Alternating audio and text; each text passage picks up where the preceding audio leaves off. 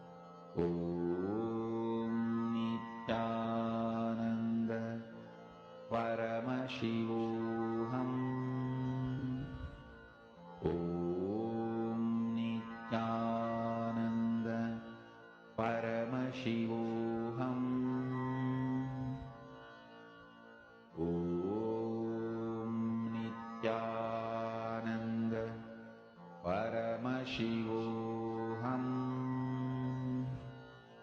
Om Nithyananda Paramashivoham.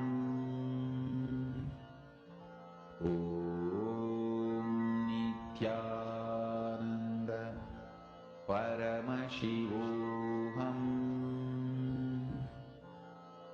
Om Nithyananda Paramashivoham.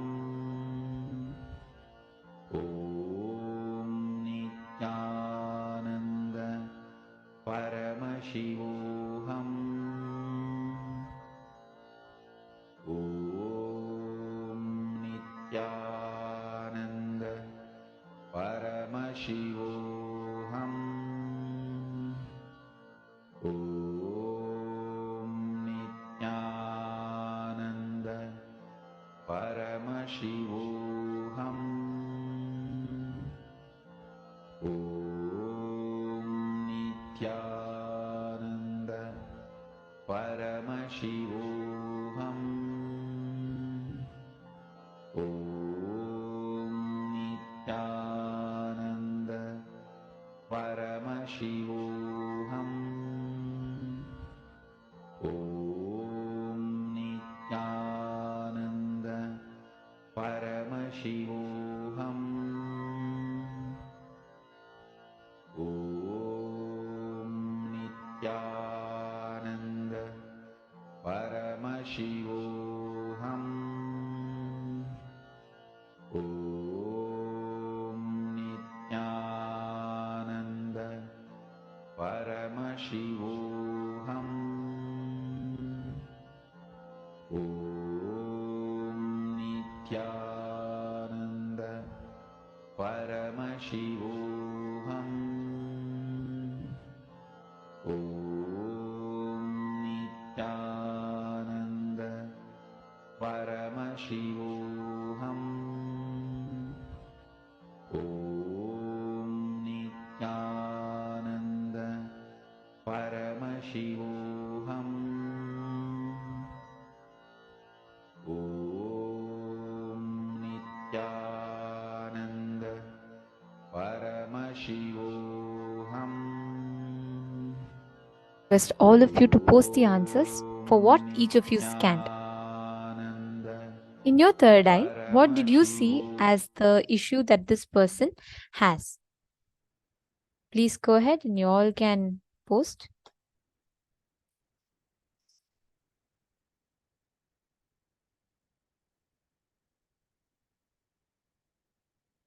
Okay, Getisaya has posted, Titrupaya has posted. Male side, can I request all of you to describe what your third eye is revealing to you in detail? Oh, Daniel manifested. Okay, very nice. Daniel, I manifest. Okay, can I request all of you to post? What did each of you see? What did your third eye reveal to you?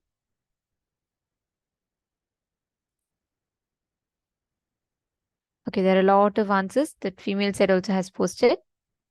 Okay, so I'm just going to go ahead and show you all the answer first, and then we will read and verify.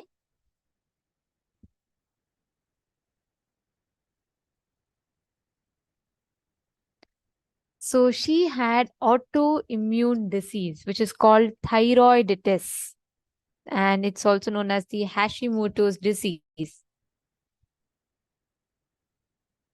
So it basically is continuous heart palpitations, vertigo, and muscle aches, anxiety, insomnia, brain fog, nausea, and hypersensitivity to noise and light. So that is her main issue, the main disease. It's called the Hashimoto's thyroiditis, which is an autoimmune disease that can cause hypothyroidism or underactive thyroid. So the symptoms may include enlarged thyroid glands, tiredness, weight gain, muscle weakness, and these are the symptoms that she had experienced. So now I'm going to go ahead and see what each of you have posted. Wow, Ma is has posted thyroid. Precise. Wow. So many of you have. That's excellent. And let's see. Ma is that was point on.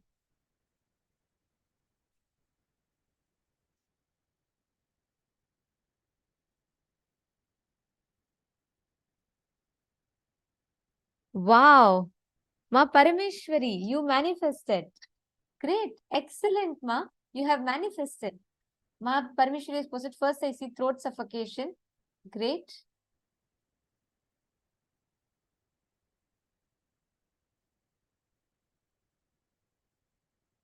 Wow. Okay. See, before we move on, right, I just wanted to explain one thing to all of you.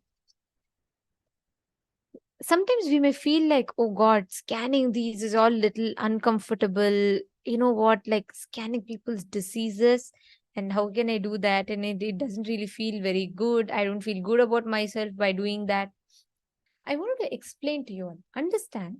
Imagine if you can scan, if you master this body scanning, you will be able to help people walk out of diseases. This is the greatest enriching you can do. And for this, I want to share a personal story of mine, how I did this body scanning.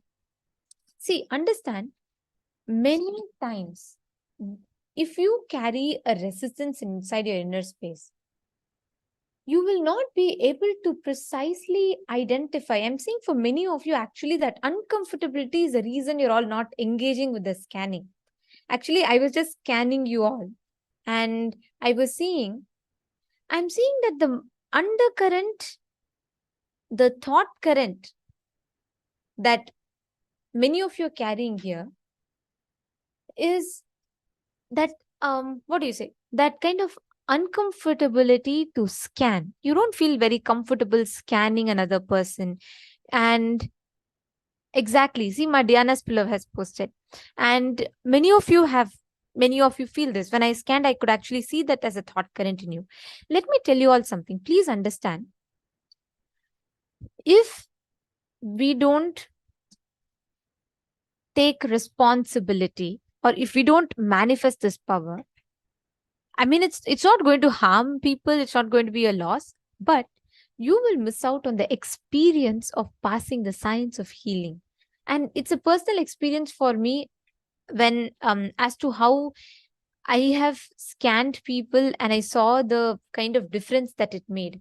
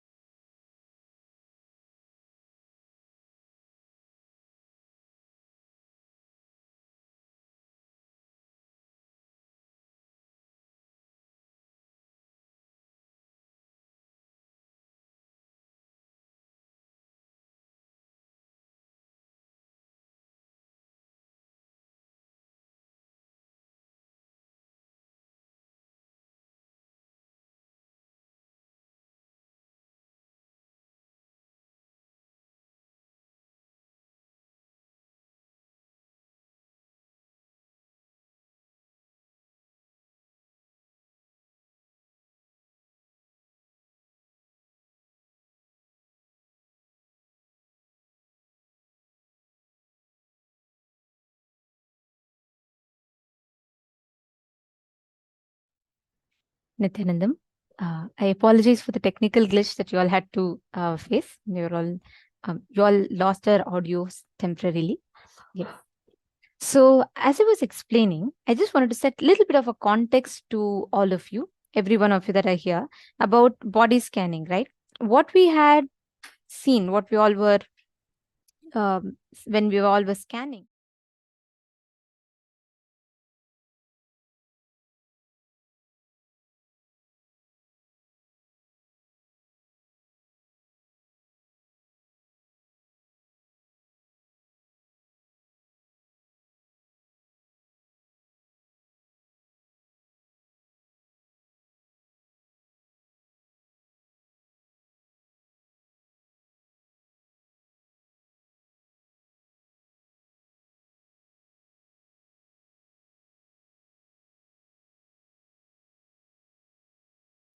So, whenever you scan another person, right, many times we feel like, oh God, I can't do this scanning and all. It's very uncomfortable to scan another person. Understand? You being able to identify the issue that another person has in his or her body is the greatest enriching you can do to another person. Most of the times, what happens is you feel like, oh, it is very uncomfortable. I don't want to see, what diseases another person has. I'll tell you all one story. One devotee had come to Adinam. This was in the year 2015. Okay. So I was in Gurukul, and a very quite a senior person. So she had come to the Adinam Bangalore campus, and we had to do this power of body scanning.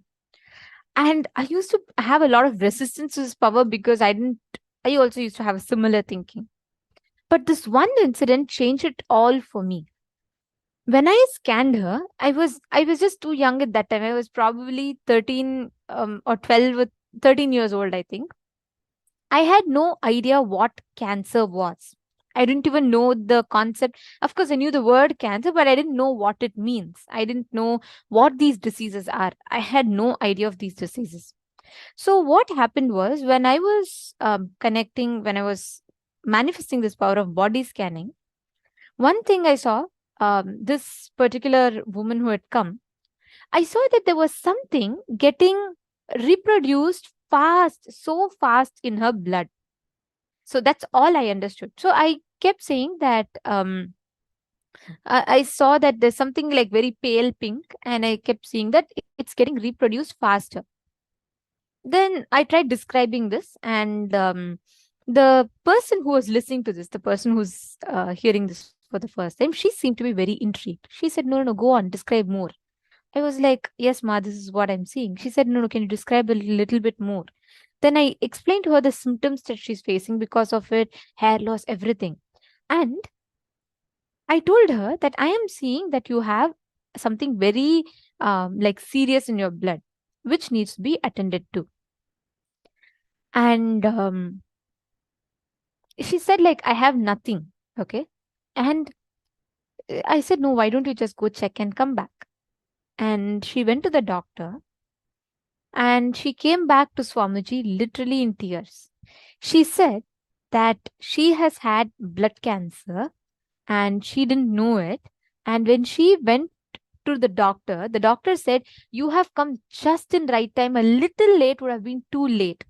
Just because she made it at the right time, she was able to save herself. This is one. This incident, and just very, very shortly after that, this gave me so much of strength, like so much of confidence. Okay, what I'm seeing is going to enrich others. Right after that, there was one person who was extremely skeptic. Okay, one man had come. I'll never forget this. I've shared this before, but I'm just going to share this again. And he was very skeptic. He said, it is impossible. It is not possible for you to identify. And then I said, okay, like Swamiji will show whatever it is. And he said, fine. And when he came, I scanned and I identified that he has some issue at the base of his spine. Okay. And then he said, no, I have, he said that he's been struggling with some kind of a pain. He identified that. But he said he went to so many doctors and everything, and he could never heal it. He had a pain with his neck, sorry. He had a pain with his neck, and he could never heal it. Then I said, no, the root cause of it is in the spine, in the base of your spine. And he said, there's absolutely, I have no problem. He even like, bent back and forth with his back, and he should. He's like, I'm fine. I have no problem in my spine, but I have a severe pain in my neck. So I do not have any issues with my back. So I said, okay, Swamiji showed me the source of the disease that you have with your neck is related to your spine, the base of your spine. So why don't you just go to the doctor and ask him to particularly check this? He was very skeptic, but because he saw that I was able to identify his neck pain, and then I also told about the spine, he said, okay, he can take it. He was able to have that much of a trust factor. So he went to the doctor. In 3 days, he came back. He wanted to meet us, me and another Balasant who scanned him. He was in tears. Okay. The first thing he did, I'll still not forget. The first thing he did was he like rotated his neck and everything, and then he showed. He was like so happy. And I was wondering what happened. And he said, Ma, I just want to offer my gratitude to Swamiji. And then I asked, what happened, Aya? He said, for 10 years, he's been struggling with his neck pain, and no doctors could find out what even the reason was. But when he, after the body scanning, went back to the doctor and he said, okay, check the base of my spine, the doctors were like surprised, but they still went ahead and checked. He saw that there was a small growth or a projection from the base of his spine that was affecting the nerve that runs to the neck, which caused him severe pain in the neck. But actually, the problem was not with the neck itself, but with the base of his spine. He said, 10 years I have been struggling just because the doctors couldn't identify it was not the neck, it was the spine. But one body scanning helped him. He was so happy. And I was so touched. Understand, we manifesting this power is one of the greatest way of enriching another person. Today, health is a $1 billion industry. For people, its patients become like another factor of money. Pharmaceutical industry, the food and pharma nexus, there's so much about it. You can all Google about it. But body scanning and healing someone is the best service you can do. It's the best enriching you can do. Because you're going to heal someone, you're going to help someone walk out of that pain. Are you all understanding? Ma Dhyana's pillar. If you just break your resistance, you will actually start seeing very clearly. I'm seeing many of you here have that resistance. See, when you think another person doesn't have a problem, it's very easy for you. You can say something, and you just feel like it's okay. You don't want to look into details. But why we're actually giving you all the patient's picture so that you can get it more and more precise. Ma Diana's fellow is asking, what if you give them a disease? Don't worry. There's nothing like that. See, you're only scanning and identifying the disease. That's why you're all getting trained. See, there's a difference. Of course, I'm not telling you all to go and tell a person, you're having a heart issue, but you're not even sure. You can always explain to people. That's why here we are doing the initial training rounds. So you're going to scan, you're going to know how many times it's right or wrong. We always do first verifiable rounds. First, somewhere you can verify. That is why we are projecting to you these pictures of patients who have actual medically diagnosed diseases. So if you are able to identify this 21 times, that means you have mastered it. Like you can precisely identify to anyone else. Like actually, I went through this. Swamiji gives us all like exams. I took this exam for body scanning where I had to scan 21 people who had medically diagnosed diseases. And once I scanned that, now anyone who comes, I can scan and I know I'll identify correctly. So you will have that confidence. Are you understanding? Madhyana's pillar. So that is why we are giving you all this, who have patients who have precise problems. So you're not going to vaguely say, oh, maybe that person has some problem related to head, but you're going to precisely being able to point out that it's a tumor or the growth is this much, that much, etc. So I have only one request to you all. Please drop the resistance that you're carrying. Complete with that resistance. It is okay. But this, if you learn right now, is the biggest healing service you can do to another person. You can identify, imagine if you could help your near and dear ones who are struggling or suffering. You will be able to help them. You will be able to tell exactly what is the issue that they have and how they can heal from it. So that is the value add of manifesting this power. And it's one of the greatest powers that you can manifest. You can help so many people heal out of multiple problems that they are stuck and struggling with. So every one of you sitting here, just understand this. And when you manifest this power, you are literally going to be enriching others.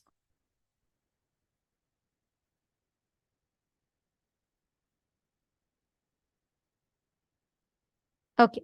Now, I request all the participants in the next round, are you all committing to drop this resistance inside your inner space? And are you all committing to take this step to scan and help heal others? All the people watching us on YouTube. Malida, Matiana Forest, everyone, all the participants sitting here with us. Can I request all of you to put?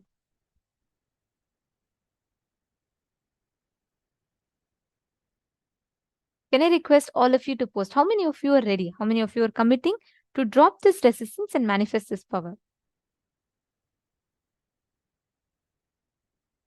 Put yes in the chat. Okay, Govardhani Lingeshwaran, Ma, Jessica Martin, Madonna. Come on, Ma, Ali Sue. Madelite, how about you? Ma Sadashiva Mai, how about you? Ma Margarita Vasconcelos. Great.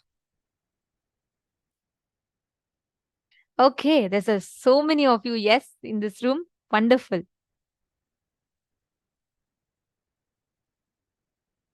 Okay, yes. Ma, I'll address your thing. So you're saying by scanning others, you used to think, so she's posted, thank you for sharing. Two things. One, by scanning sick people or hospitals, severe illness, I feel like I observed it. Second, not sure if it is third eye or imagination, as what happened, blindfolded, not accurate. So I do not feel secure if it is right. Not sure if body scanning will help. Okay, now she had the click. Beautiful, Ma. Very nice. I'm happy that you had the click. I'll just add one more understanding. Firstly, you're all going to learn about the science of healing next, but I'll explain to you all about this. When scanning others, you will never observe their disease. I have scanned so many people. I have only felt more and more healed and energized. I have been to hospitals, ICUs, where I was able to scan and identify what exactly is a person who's in her who is in her deathbed. I was able to identify that she's going to leave the body, but that didn't affect me. Second, yes, by scanning, you will also give them a certain amount of healing. So understand, you just need to, if you drop that resistance in your inner space that you don't want to scan, you're not feeling very nice, you are denying the possibility of, enriching another person. Okay. So, Ma, I'm happy that you had the click now, and I'm happy that you understood.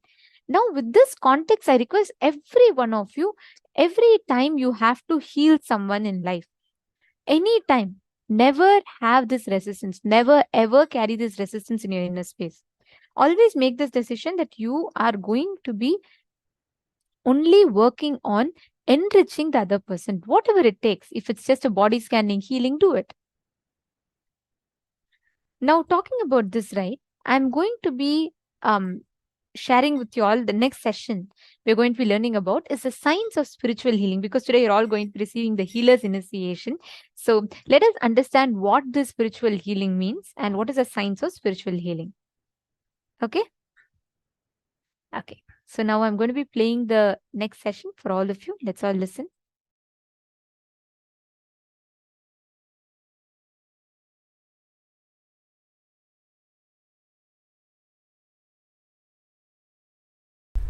Today, I am going to connect the length, breadth, depth with third eye and body scanning and healing.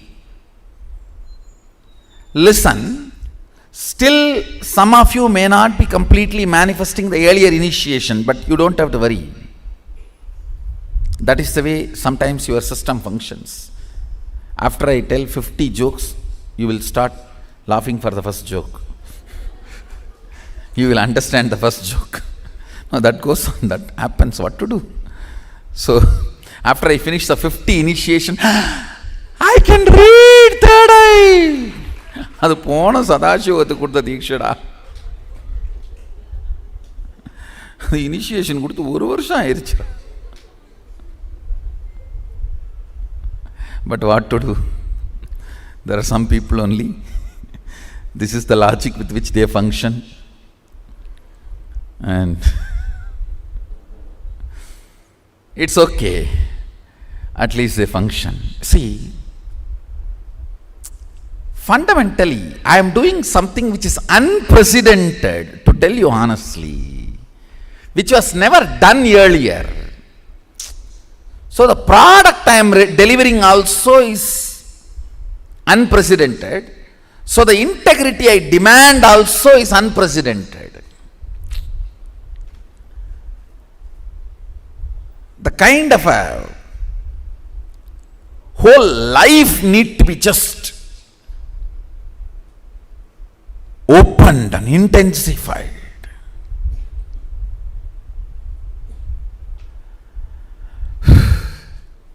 Kind of an intense connection I had with Arunagiri Yogeshwara.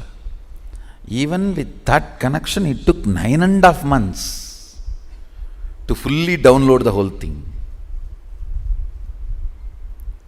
and to fully manifest, start manifesting the whole thing. With this initiation, you can change the size, shape of the organs. Understand? Just this one initiation, if you all master, you can just go on living whatever time you want. Because you just need to alter your organs and rejuvenate and freshen up, that's all. It's like every morning, if you just switch the reboot button, press Control Delete and reboot, over. You go on living. You master the time. I know a lot of fundamental principles need to be understood.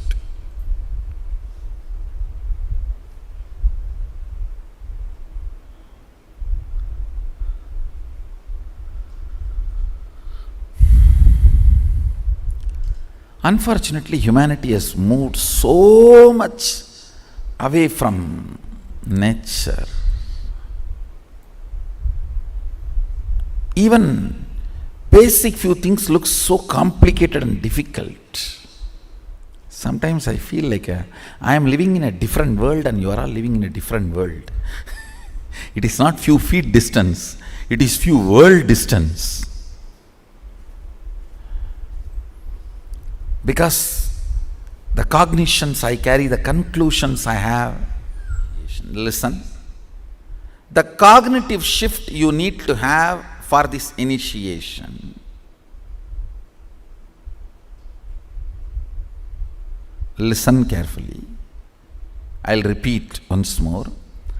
Hinduism is not faith-based tradition. It doesn't demand your faith. It is integrity-based tradition. It means, let me explain. Listen carefully. There are some fundamental understandings about the cosmos. You commit to understand that and be integrated to that. That's all.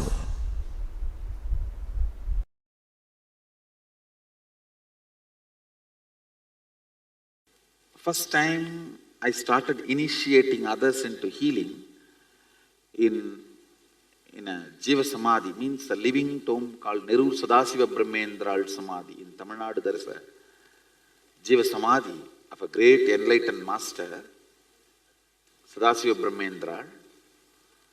I went to his Samadhi after I realized my Sadashivatva to have his darshan. He himself appeared and gave the Dhruva grass.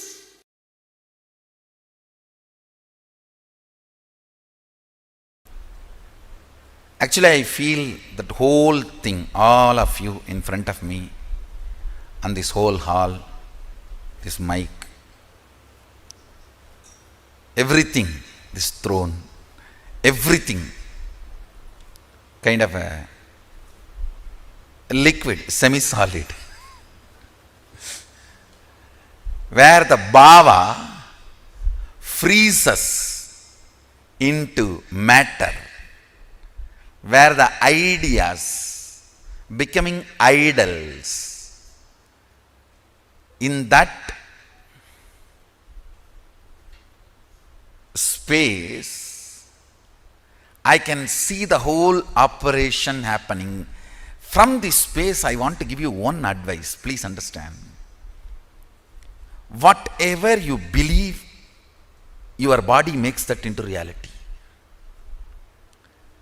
I can see from this space, if somebody believes sannyas is too easy, just body builds its structure, its DNA,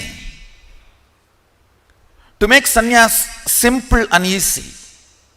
If somebody believes it is very difficult, complicated, structure starts making that same thing, and you have a fear, it is very difficult, but you want to believe willfully it is easy, then that will persistence just swallowing that fear, like a saraba swallowing the simha, like a dinosaur swallowing sharks. I can see the will persistence swallowing the fear.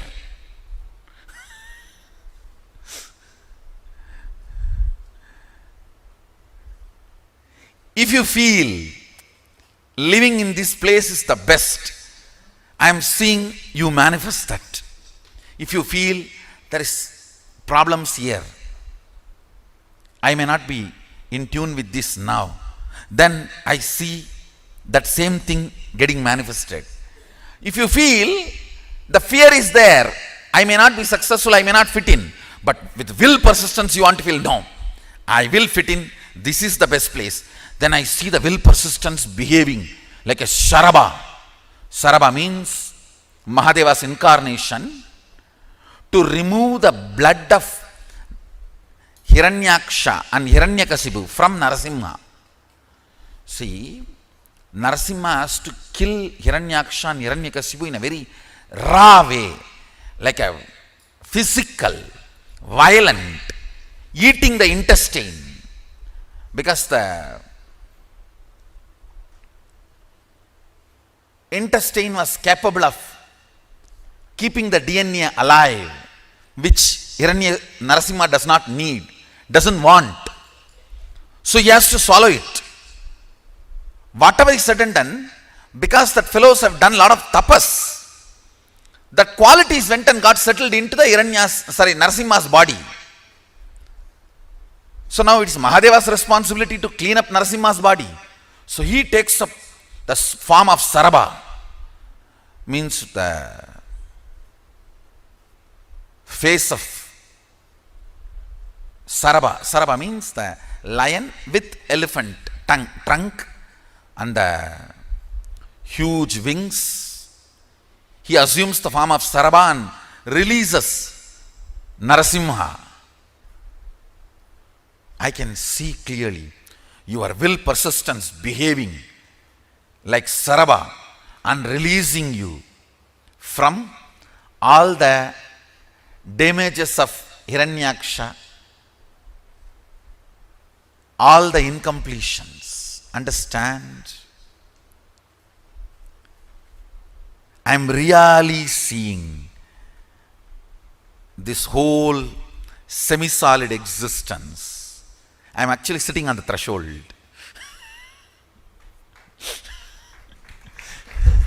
Because I have to be with the reality and I have to relate with your reality. I have to be with my reality and relate to your reality. Powers are nothing but your brain deciding to believe the magical existence of you against the logical existence of you which is taught to you by your society. See, your society taught to you only the logical existence. Your brain deciding to come to the conclusion, cognition of magical existence, magical way of existing is what is power manifestation. That's all. I tell you. You are not the body, you are not the mind, you are consciousness. Sit with this one truth. Trusting just because I said, you will not perish. Name bhakta pranashyati. My devotees do not perish.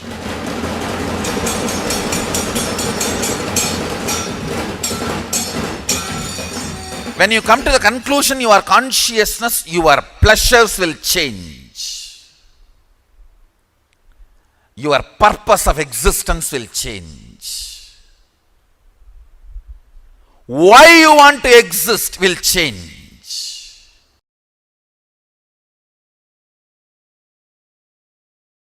Understand, when you know your consciousness over the matter, then your internal organs are also matter.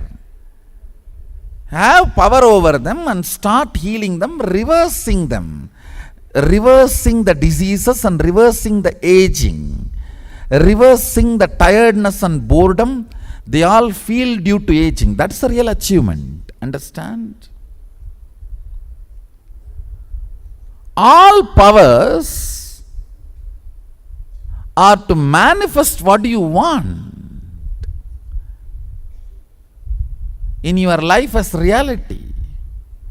If you are able to materialize something, then start using that power every day in your profession, in your career, in your everyday life. Start moving things in your life. Otherwise, what is the use? What is the use of this so-called materialization or other manifestation of powers? So understand, manifestation of powers is to manifest Ishwaratva.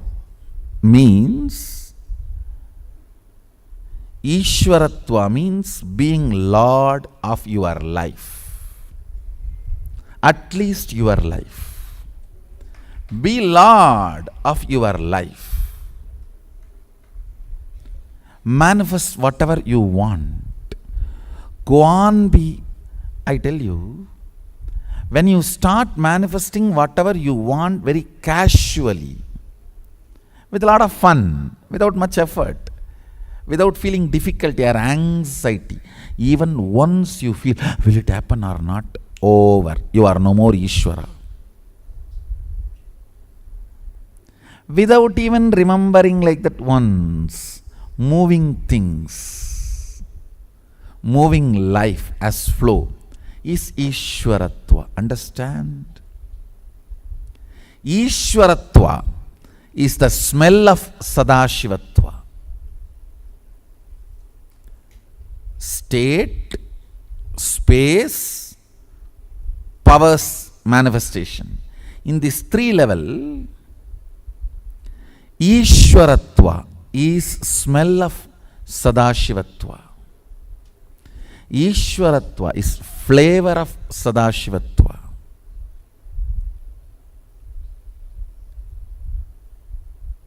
So understand, first thing I want to tell you, no non-integrity business in any power manifestation. Absolute integrity. Whether it is third eye or remote scanning or body vision, any power manifestation, materialization or teleportation, anything, absolute integrity. If you have doubt, be very clear. I am not clear. I think I have a doubt. Let's stop with it. All of you are clear? absolute integrity. Do not try to bring any name or fame by non-integrity. I do not want. I am very clear. Let integrity be our life breath.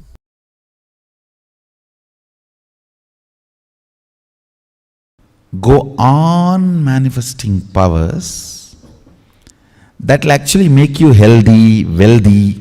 For example, if you are moving a matter, don't think just you are only moving a matter. You will be cleaning your liver and kidney and heart during those moments. If you even medically test, your internal organs will be at their best performance. When you move a matter, time stops working on you and the anti-aging happens to you. A reversal of all the physical damage done to your body by time happens. If you just move a matter through power manifestation, your yoga will become amazing. Your digestion will become amazing. And your wealth manifestation will become amazing. Because you need to understand all power manifests from the space of Mahadeva, Sadashiva. It's not that for each power you have a separate mantra and you use that mantra, only that power manifests. No. You use tantra, not mantra, which is same for all power manifestation. Go on be power manifesting. Go on be reaching out to others. Go on be causing.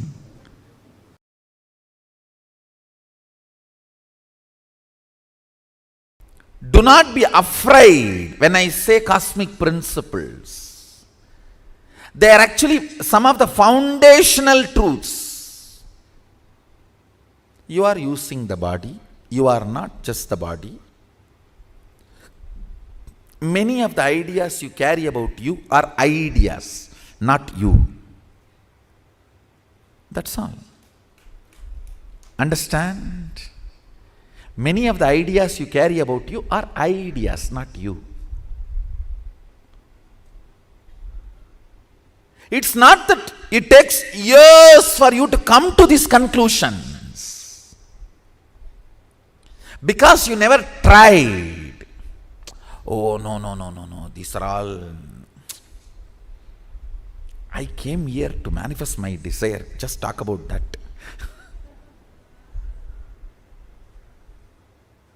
Understand,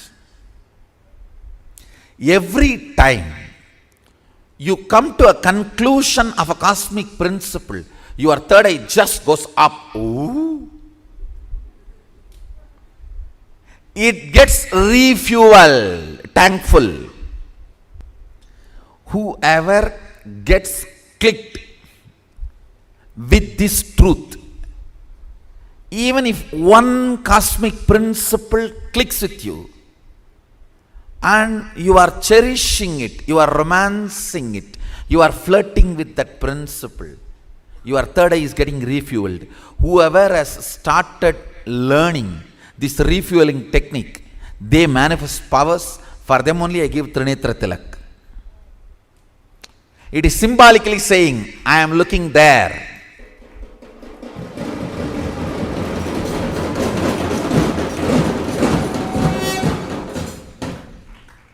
Listen, constant remembrance of me means body and mind.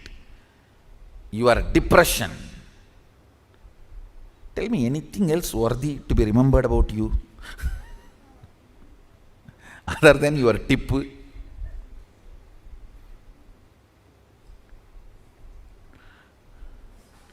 That me makes the third eye go down, pulls down the energy of the third eye, Anya.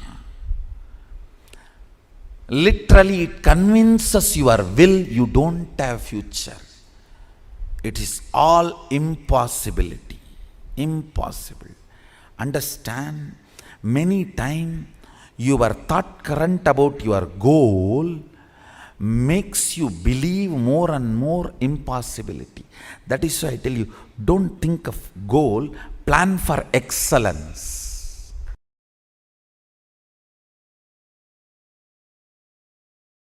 Understand, my job is the most difficult job. I have to completely teach you opposite way of thinking what society has taught you.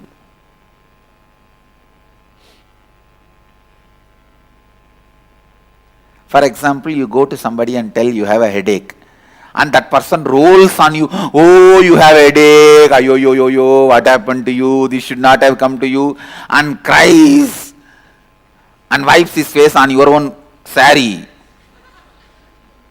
Does all the dirt, you think, oh, how loving this person is, how caring this person is. But when you come to me, I have to tell you, please tell your innermost being it is not true state of you. Then they think, if you get this headache, then you will understand all your philosophy. They feel I am insensitive. Please understand, I am not insensitive.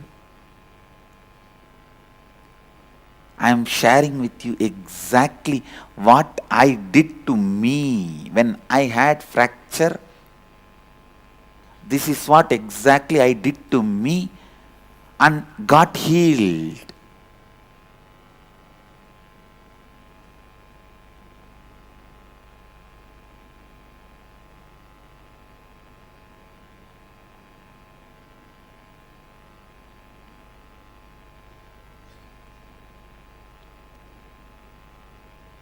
Morning 7, I think I had fracture, 7 or 7:30 roughly. Evening by 3:30 or 4:30 they have done the surgery. Throughout, neither there was a pain, nor any painkiller, or any other medical care or support. I was just sitting and not even one moment I was unconscious.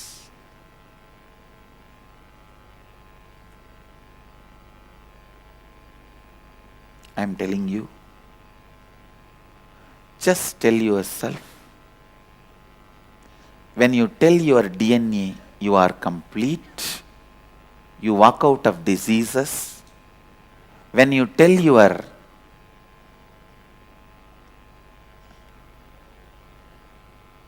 relationship issues, you are complete, you walk out of relationship problems and have a healed, complete relationships.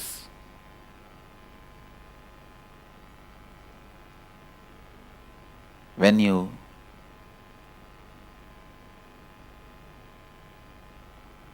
tell your desires, you are complete, much more than anything you desired, life showers on you. When you tell your fears, you are complete. No harm can be done to you, how many ever people may try to harm. I am not talking out of arrogance or ego, please understand.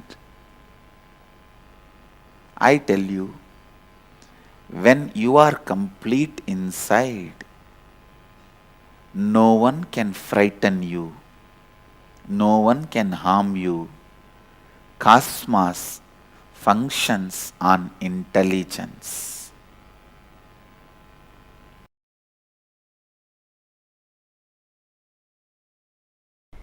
Listen to this intensely. Remember this form in your third eye.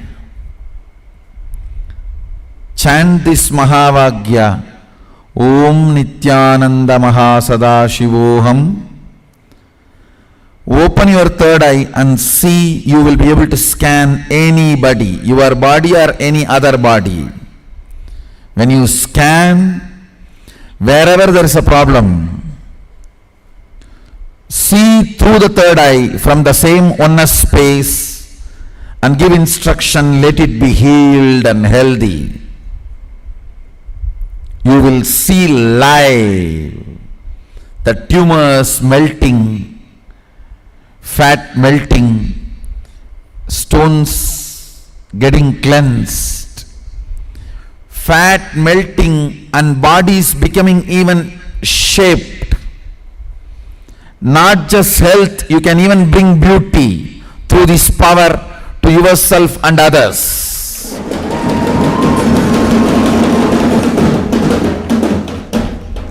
Manifest these powers now. Start playing with them and manifest now. Use this power manifestation. Enrich everyone, cause everyone. Start working. We will work together. Not only I will cause your reality for Mahasadashivoham, I will manifest, you manifest Mahasadashiva's powers.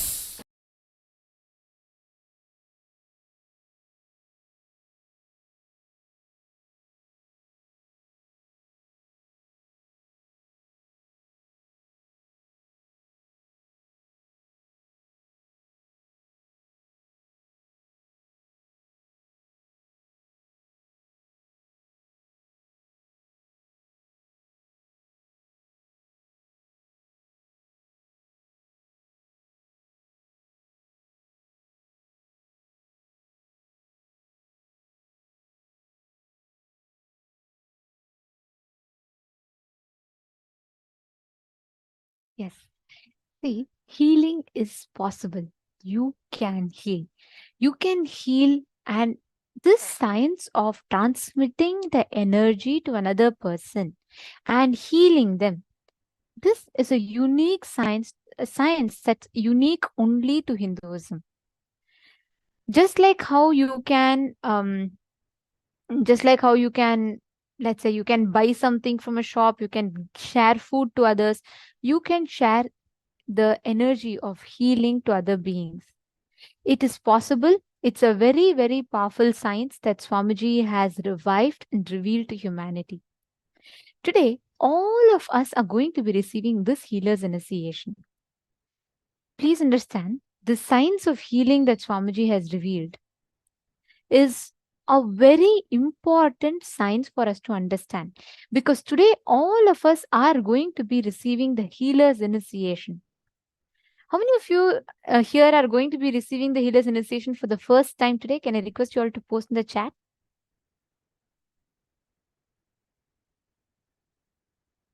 Can I request you all to post in the chat?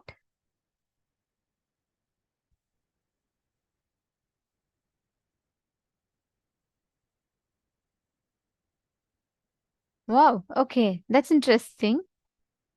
First, are all of you first time? Whoever is first time, can you all put like this is the first time you're receiving the healer's initiation?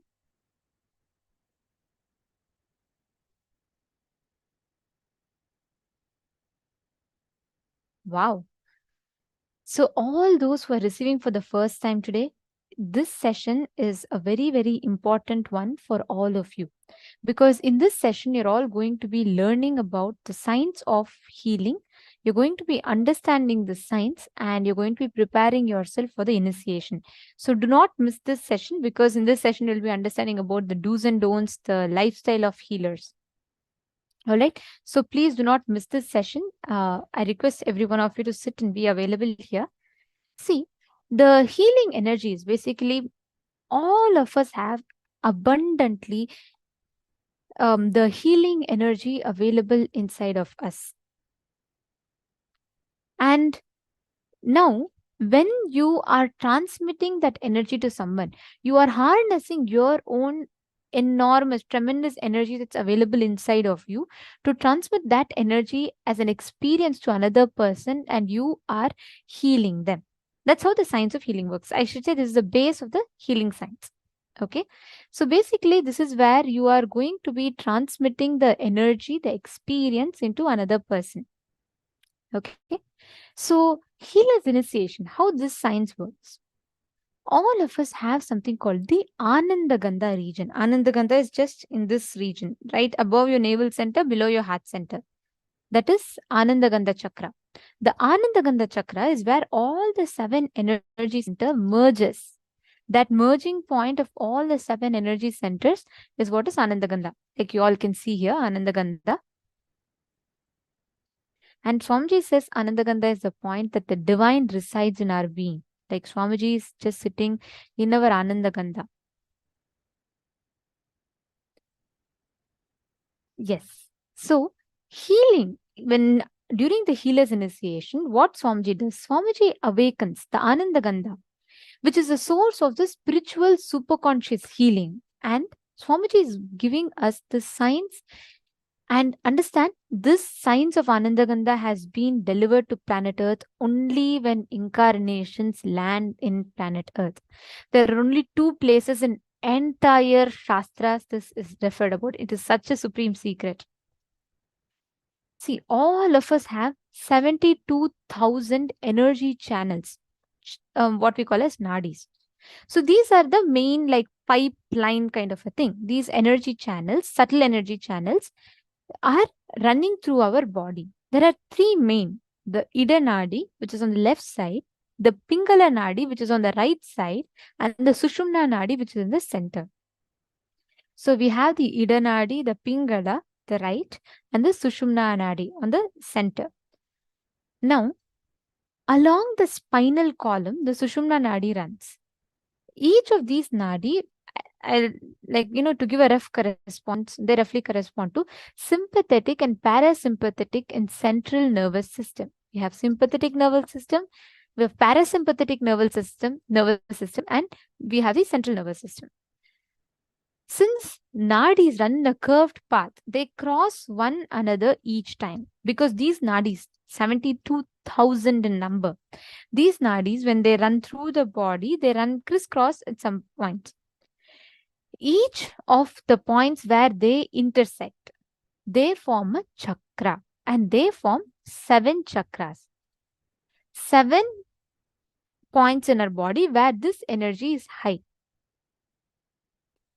Now, in healer's initiation, Swamiji is awakening this Anandagandha chakra, which is where all the nadis merge in one point, which means all the 7 chakras are merging in one place.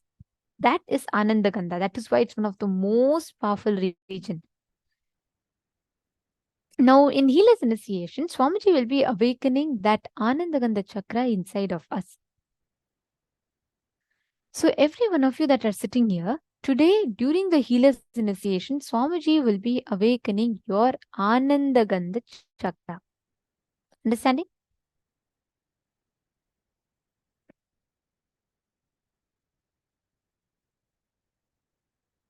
Okay. Now, every one of you, ma air retri. Ma air retri, are you here? I am seeing your message. I read your message. I just want to tell you, firstly, you are in the right place at the right time.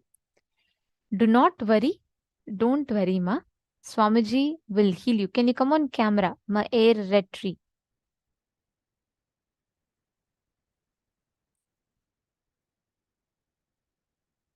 I'm not seeing you, I'm not sure. But the first thing I want to tell you is, do not worry. You're in the right place at the right time. And Swamiji will heal you.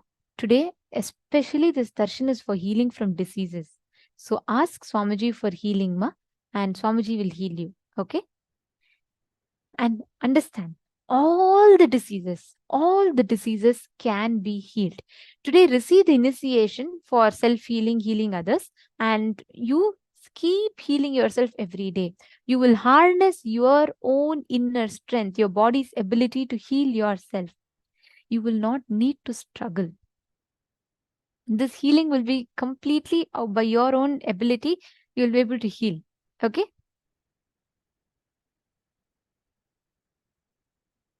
All right. Now, I'll just continue on what is healing. So, signs of healing. When the healer's initiation happens in two levels. One is healing yourself, the self-healing, and healing others, which is being able to transmit that energy into the other person. So for self-healing, as this is good, you don't need much changes.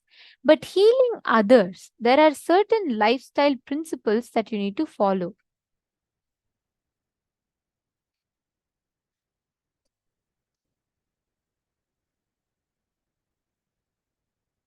So we are going to be seeing what are the changes in lifestyle for a person who's going to be healing others. That's what we're going to be learning about.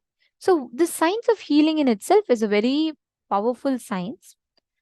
Now, you are going to be harnessing your own body's ability to heal, and you're going to be transmitting that. Nithyananda spiritual healing is healing through the cosmic energy. Cosmic energy is intelligence, and this is different from the energy as we know in various forms, such as electric energy, everything. In the Nithyananda spiritual healer's initiation, you are initiated by Swamiji to become a channel for the same cosmic divine energy that Swamiji embodies to flow through you to the person that is receiving to you. So, how does the exact healing happen? Understand, anybody who is ready to receive the energy and the experience can receive it. There is no restriction. Your religion, your race, your gender, your caste, your creed, your biology, nothing matters. Anybody can receive healing. And who can heal? One who has realized he is energy, one who has experienced himself as something beyond the body and mind. And he is the only one who's authorized, qualified to give that energy, and he can heal. When energy passes through and overflows from the healer, the recipient receives it. And what happens then is the stress is removed and the energy floods the body and mind. The healer also benefits from this extra energy and stress in the healer system.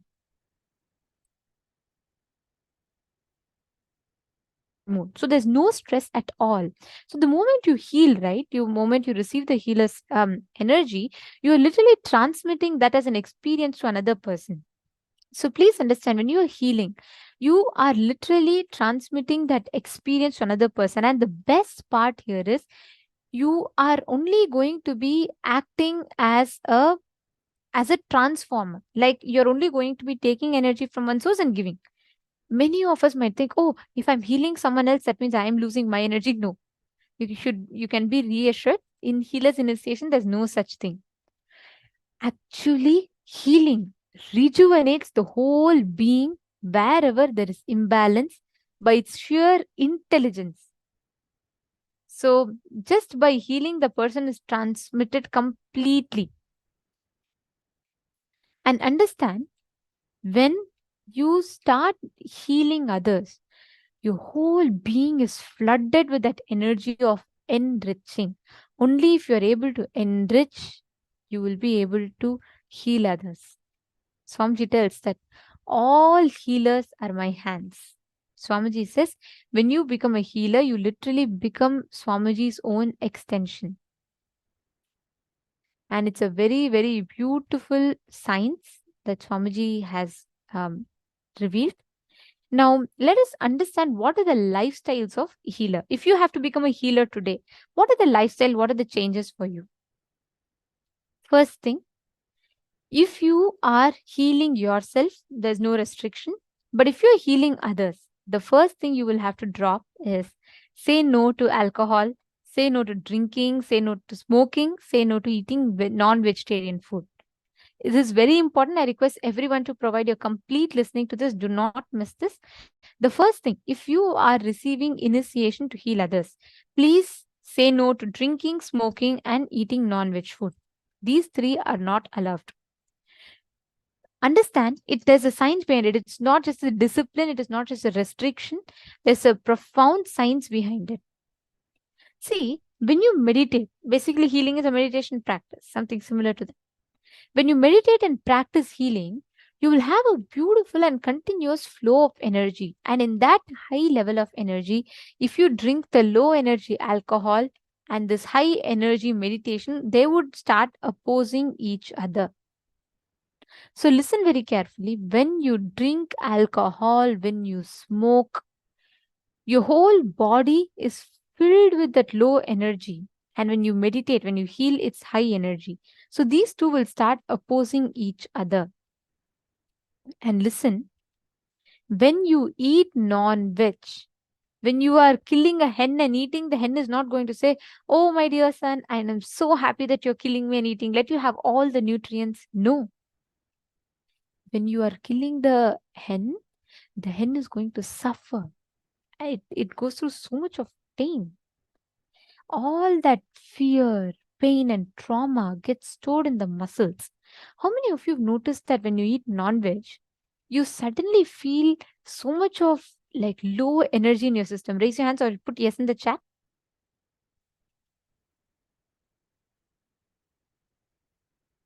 The moment you eat non-veg, you see that there's a low energy in your system suddenly altogether. Exactly. Understand that low energy is because the non-veg by in itself will bring extremely low energy in your body. So if you are taking the healer's initiation, please avoid alcohol, avoid drugs, avoid non-veg, avoid all of these. No smoking as well. Okay?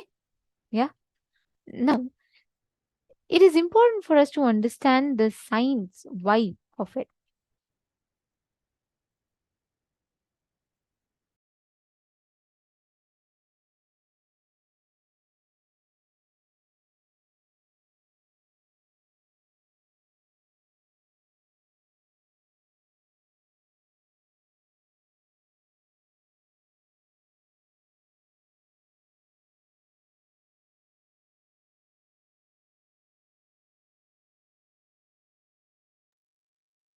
Now, next important point. See, understand non-veg, alcohol, drugs, smoking reduces your body's capability to receive the high energy. So when you receive it in the low energy, the you kind of like your whole body is actually pushed down. And next thing, healing is a commitment you are giving to yourself. When you say, "From today, I'm going to receive the healer's initiation," you cannot deny the healing. Do not suppress yourself. Do not fight with yourself. When you are healer, that you just understand that it is a commitment you're giving to yourself. You're saying, "Yes, I take that responsibility and I am going to give myself that experience." Give that as a commitment to yourself and just do it. That's how it goes. Now, the healer's oath. All discipline in life should happen with understanding. It should not be practiced as rule. So now please understand the context behind this. Please, I request every one of you to feel free to ask any questions that you have, because this is going to be a life-changing initiation for you all.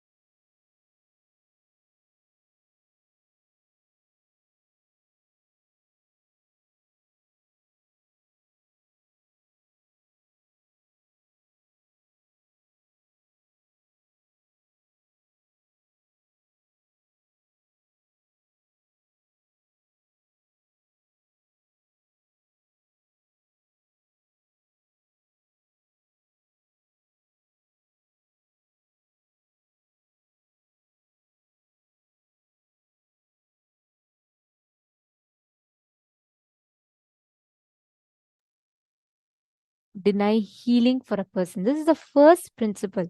Okay, so you will never refuse healing. The moment you receive the healer's initiation, from the time you receive the healer's initiation, you will never refuse healing to anyone in need of it. And mind you, when I say anyone, it does not mean just human beings, even animals, even laptop. Let's say even if your laptop is not working properly, you can give healing to it. You will never refuse healing service to anyone or anything in need of it, be they plants, animals, objects, animate, inanimate objects, whatever it is. But never ever deny healing.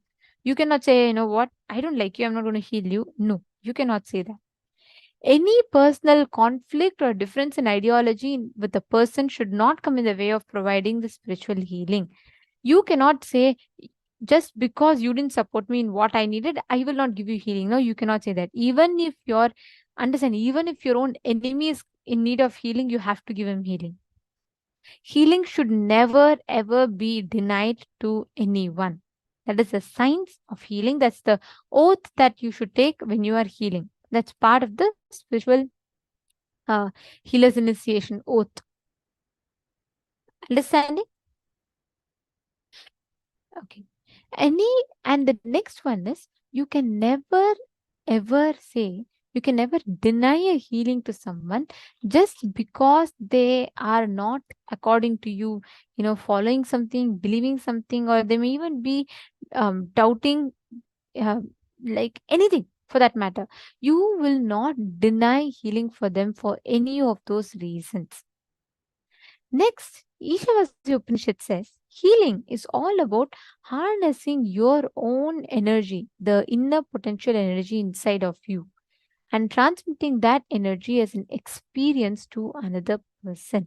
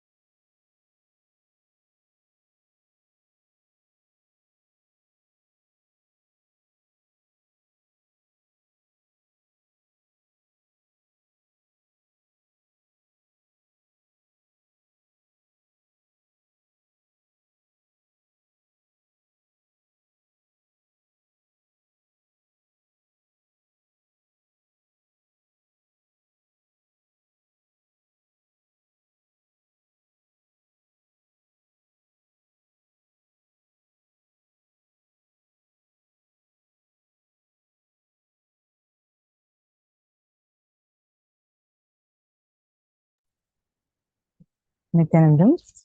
Hope all of you are able to hear me. Now we are going to be continuing to understand about the healer's initiation a little more. I know today's this session is very, very, very important, most powerful initiation which you can't get elsewhere.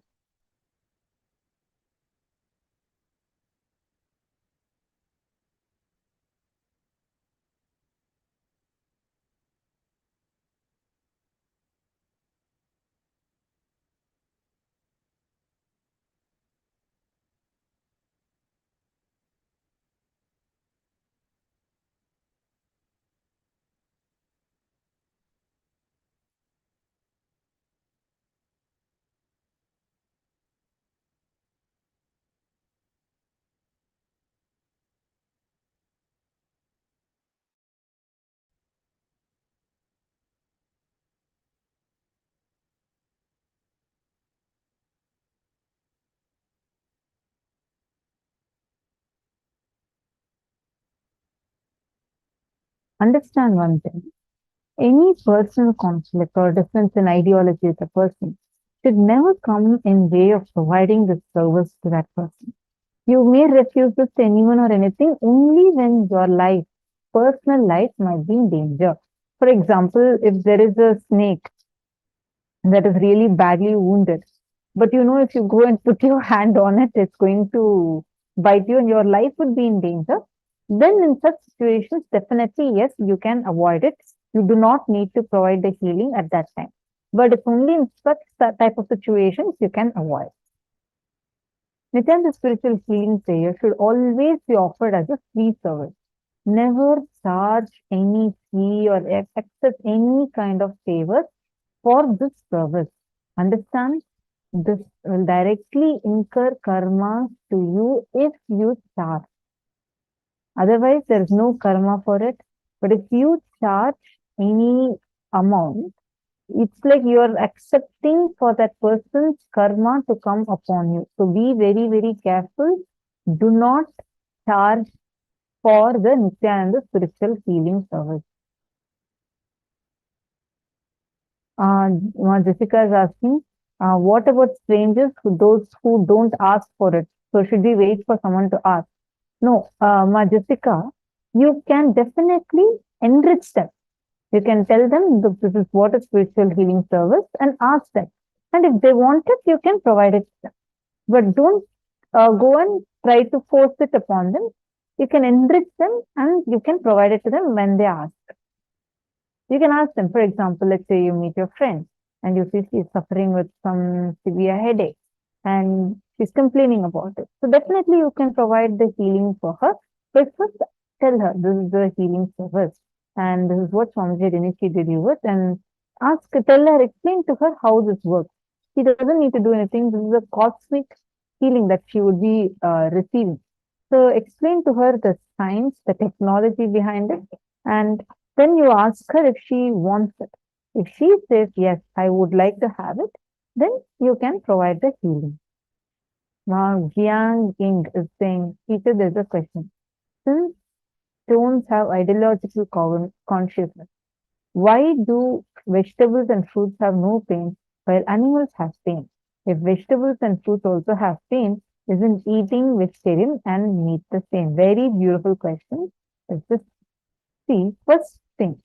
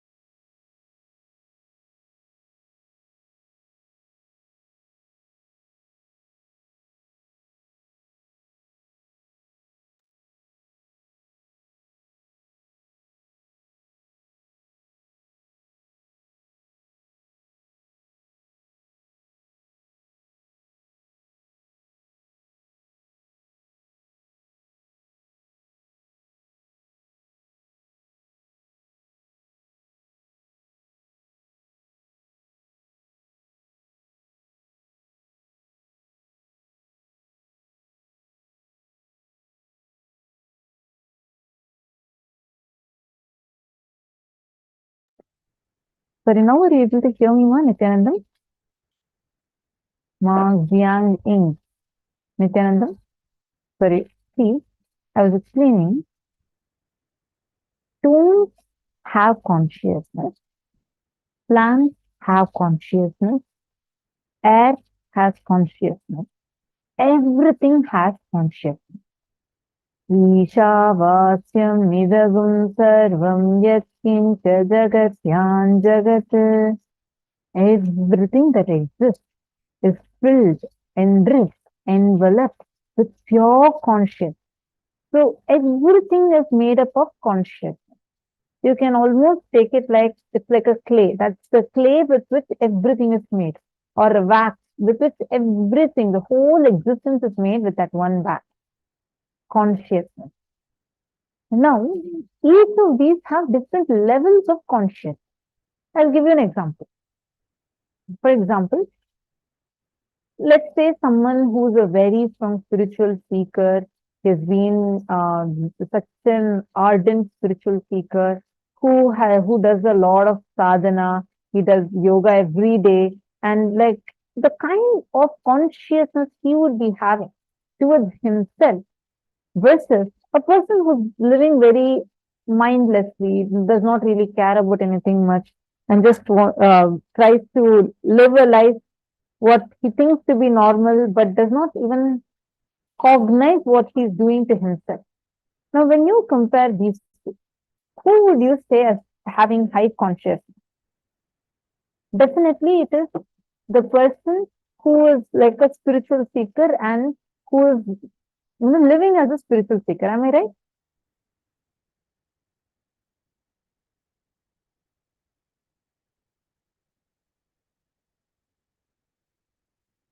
Am I right?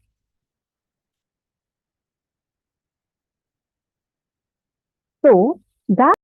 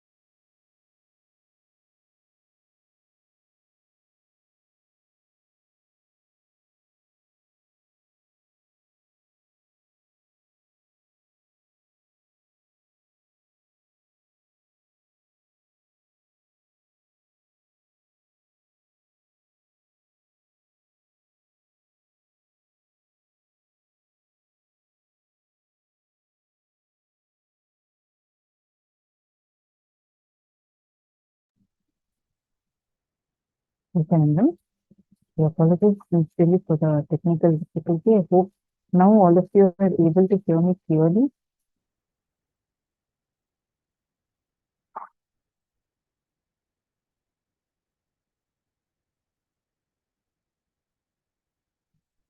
Nithyananda, ready to see me and hear me? I think the audio went off when I was addressing the question. So Ma Jiang Zhou had asked a question saying how stone also has consciousness, vegetables also has consciousness, and then what is the difference between eating meat, because there we are saying animals consciousness, then here vegetables also has consciousness, right? Understand, everything has consciousness, but there are only certain beings that have developed the muscle memory of pain. This muscle memory of pain does not exist in plants. They exist in animals. They exist even in yeast. Understand? Ma Xiang Ying Zhao. If you are able to hear me, please could you show a thumbs up? See, the vegetables do not have the pain biomemory that the animals have. You understanding, no? Animals have a pain biomemory. Everything is consciousness, but the biomemory of pain, that which can register and feel pain, is only certain organisms. Hope this answered all of your questions. Okay, wonderful. Any other questions, also feel free to keep asking, because this is a very important subject for us to learn and cover today, because it's the initiation that we are going to be listening. If they want anyone you are giving healing to, if they want want to offer something out of their gratitude, let's say someone says, hey, you know what, thank you so much for healing. Just accept this as a token of gratitude from me. I know you don't want it, but I'm just giving it from my side. No. Tell them to just offer it at Swamiji's feet. Understand? When you accept any of those, any of the gifts or offerings they want to give it to you, you are accepting their karma. So be warned and be sure that you are not accepting any of their karma in the form of these gifts or as a token of gratitude, what they want to give you. Make sure you are not accepting any form of their karma inside of you through that. So all of us understanding so far?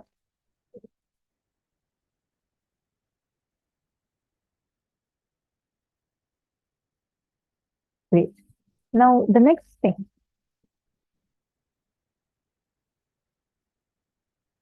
Healer's initiation is an opportunity given to give others the great gift that we have received ourselves. Understand? Now, someone has taken responsibility. This is why you are here today. You are getting to connect with Swamiji.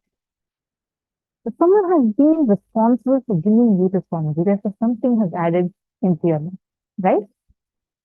There are many people who worship the people who connect them with Swamiji. Just like how people took up the responsibility to connect you with Swamiji. You should take the responsibility for this to reach to more people. Only if we take up responsibility for everything that's happening and that's happening in our lives, we would start expanding. Responsibility is not an action, it's a consciousness. Only those who feel responsibility as consciousness can become spiritual healers. Be very clear. You can stand up only if you feel responsible for people's spiritual upliftment. When you stand up with responsibility, you expand and the divine energy flows through you. When you feel compassion towards others suffering, the whole thing takes the shape of responsibility. And that itself expresses as energy. That's all.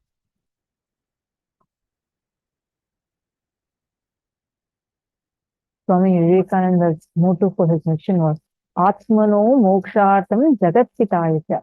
He described that the goal of his mission as for spiritual liberation as well as bringing good to humanity. He implies that without taking responsibility for the good of the world, you cannot talk about spiritual liberation.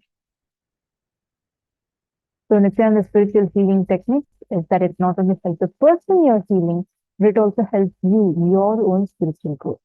So for social reasons, you should not be directly touching and healing the opposite gender. You can only touch and heal the people of your own gender. For the opposite gender, please use the healing stick that will be provided to you during the healer's initiation, or you can even use your Atmalinga. Now, we're going to show you an image of how the healing is actually supposed to be done. So, I hope all of you are able to see the image.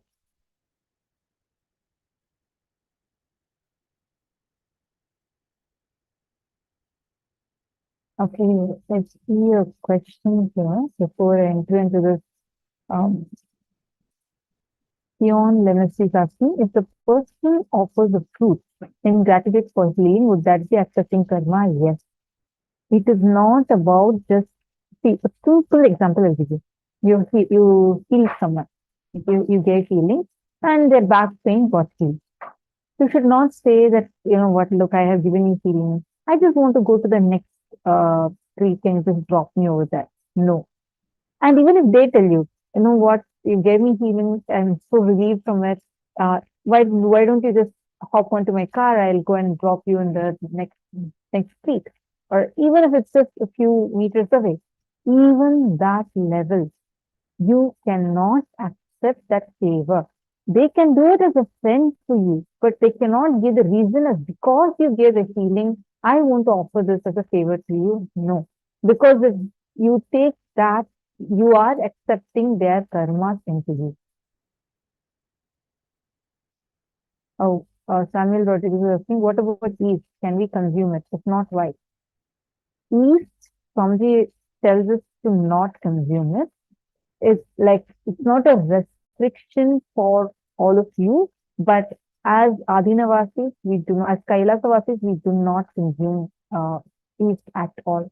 Because yeast has the biomemory of pain, it can store pain, and therefore eating it can definitely bring you karma.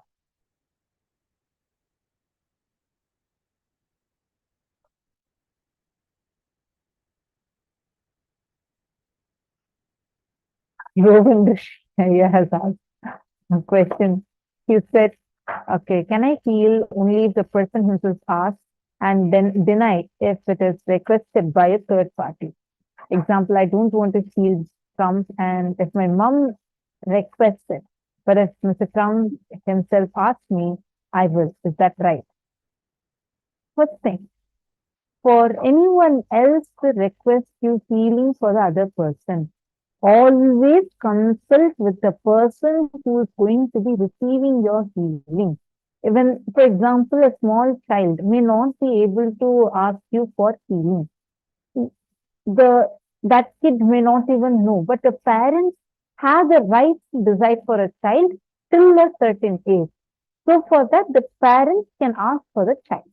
But if a person, or same way, a person is very badly had an accident and he cannot talk, he's in rest, and their family person is coming and requesting you healing on their behalf, you can go and heal them. But otherwise, always get the person's consent. Let that person, you can enrich them about healing. You can tell them this is what is a healing service and ask them if they want it. Only if they say yes, you can give them the healing. And if they're saying yes,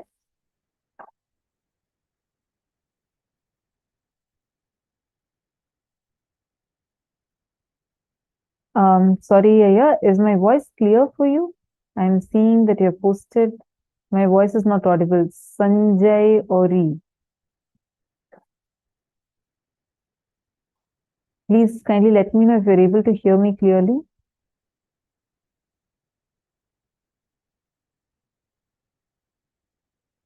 So are you understanding, Aya, Rowan Rishi? Rowan Rishi. Is it possible for you to please come on camera? Sorry, I don't see you on camera.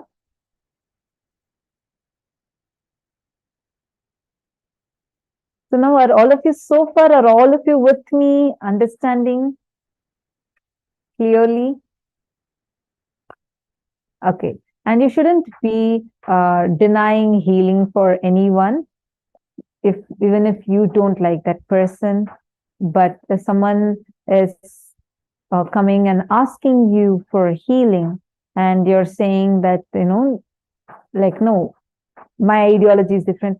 For example, let's say that your friend or some random stranger, he is of a different religion or a different ideology. He stands for a different political party, whatever. All those cannot come between you and you giving healing to them. Are you understanding so far? So, Kion Lemesi, Samuel Rodriguez, Rowan Rishiaya, I hope for all of you it's clear. Kion Lemesi, is it possible for you to probably add some lighting? Like, I can't really see you. I'm just seeing it's completely dark. So I request if you could please turn your turn your camera in such a way where you're clearly visible. You can just turn your camera around. Probably that should help. Okay.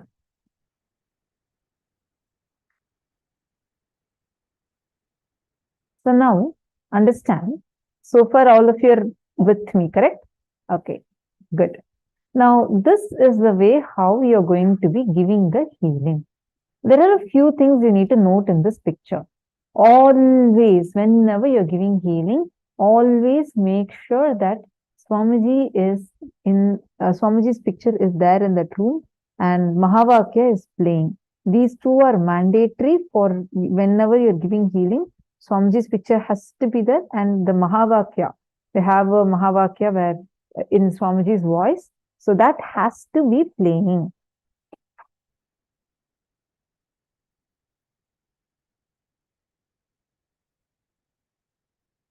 Place your palm on the area to be healed or on the Sahasrara chakra, the top of the person being healed.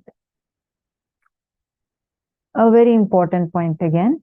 Whenever you're giving healing, you should either stand in the side of the person, on either sides are okay, or behind that person. Do not stand in front of that person. And when you're giving the healing, place your hands on top of their head, not your head. Now, if I'm giving healing to someone, I should place my hands on top of their head, Sahasrara chakra. Or if they want healing for a particular part, let's say hand. So I have to place both of my palms on that hand. So you're going to place your palms where the person wants healing or place it on the Sahasrara chakra to heal the whole body. You have to close your eyes and visualize Swamiji's face. Just visualize Swamiji's face.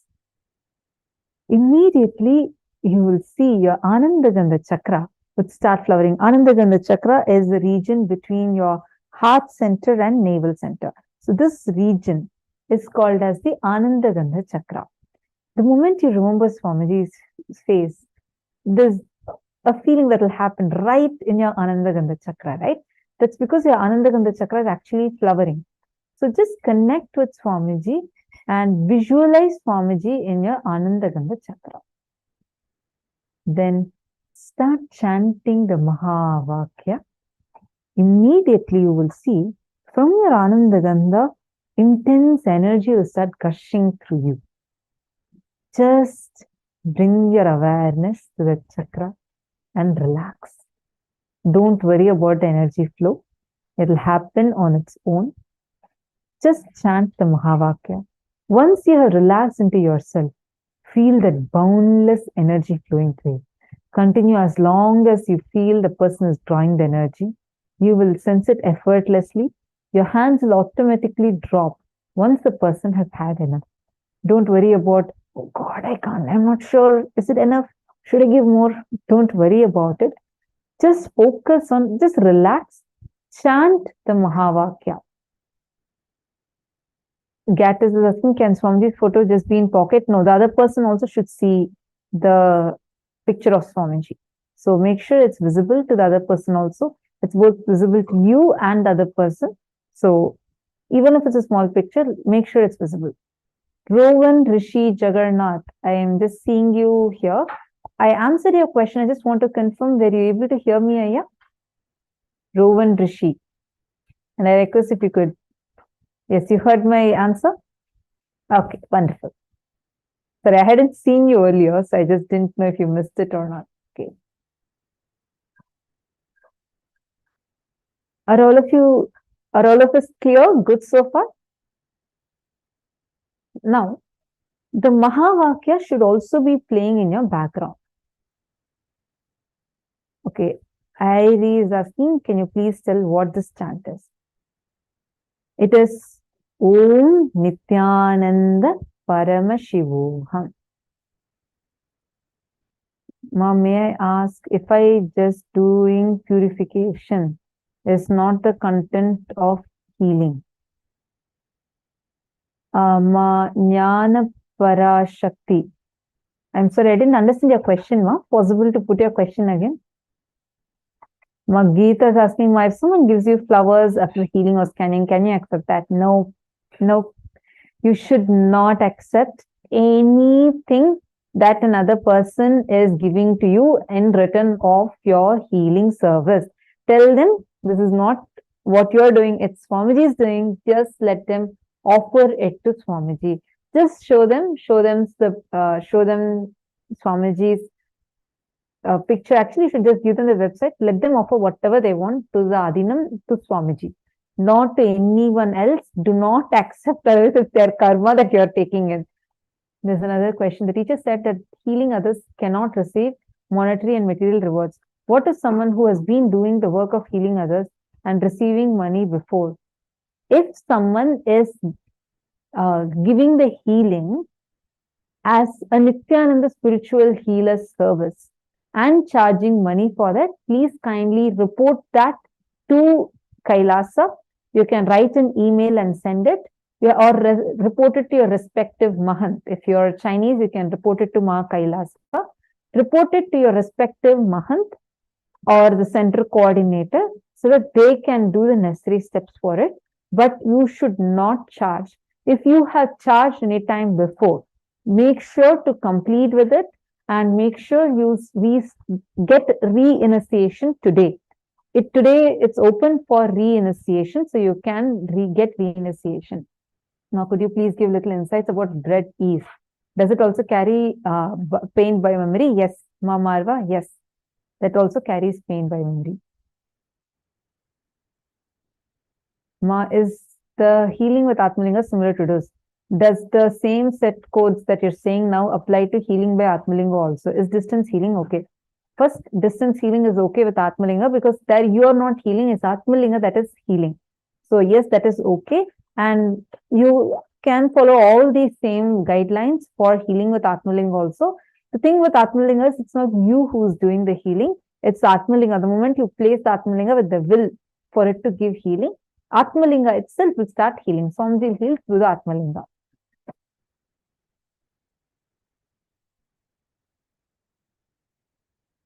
Angelica Welter, yes, the initiation is very soon. Nithyanandam, can I request all of you to please come on camera? It's starting very, very soon. Okay, now we are going to go through some quick legal disclaimers for the healing service. First and foremost thing, do not make any kind of guarantees, warranties, or representations regarding the outcome of Nithyananda spiritual healing process. And specifically, do not claim that the process is in any way, any diagnosis, treats, heals, cures, or prevents any disease, illness, injury, or physical or mental condition. Do not use the word patient to describe someone who elects to receive your Nithyananda spiritual healing services. If you are a licensed physician or other licensed healthcare practitioner, advise everyone to whom you are providing the Nithyananda spiritual healing services that such services do not constitute diagnosis, care, or treatment, or the practice of medicine or any other healthcare. Nithyananda spiritual healing does not involve the diagnosis or treatment of any medical or psychological conditions and does not involve the use of any physical intervention or manipulation of human body. Any benefit that an individual experiences comes from within himself or herself based on his or her body's ability to heal on its own. Understand and acknowledge that your participation in the Nithyananda Spiritual Healing Program is on a voluntary basis. Do not charge or accept any fees or favors for Nithyananda Spiritual Healing services that you may provide to others. Do not provide Nithyananda Spiritual Healing services if you are suffering from any physical, mental, or psychological disorders or taking any medicines for physical, mental, or psychological disorders.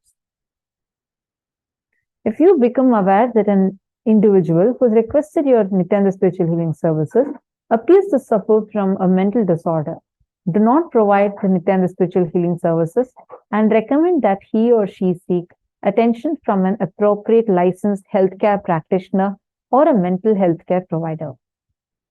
If you are licensed physician or other licensed healthcare practitioner, do not engage or claim to engage in medical diagnosis, care, or treatment, or in the practice of medicine or any other healthcare profession in conjunction with any of your activities as Nithyananda Spiritual Healing Practitioner.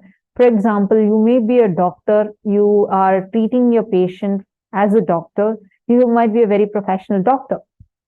But if you want to provide healing to your patient, tell them clearly that this is separate from the healing service.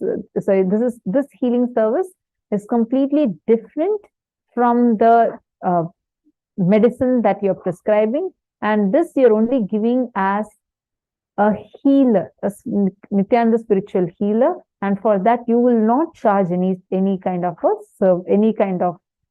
fee or anything. Tell them very clearly in that you are not providing it as a doctor, but only providing it as a spiritual healer. Make sure it is clearly explained and it is clearly separate. Based on your profession, do not add healing services also as a part of your profession. Do not claim, or like as I had read out the disclaimers, make sure that you are adhering to these disclaimers. Now, let's take a few minutes. Who all want to sign up for this? Who all are waiting to receive this? Great. Take a few minutes now. Go ahead, head to this link, ecitizen.kailasamailer.com/pages/healers-initiation. Take a moment. The QR code is also provided for all of you. Take a few minutes to go ahead and sign up. Ma Jnana Prashakti is asking, Ma, what's the difference between healing and cleansing? I'm not sure what exact cleansing you're telling about here, Ma. See, healing, you are having your Ananda Gandha chakra awakened, and through your Ananda Gandha, you're channeling the cosmic energy and providing healing to the other person, where literally the bioenergy of the bio-memory of the other person also gets entangled with Swamiji's biomemory through yours and directly experiences the healing. I'm not sure what exact cleansing you're talking about. If you're talking about detoxing, that's more of a physical thing. This is completely different. It's cosmic energy entering inside you and healing you.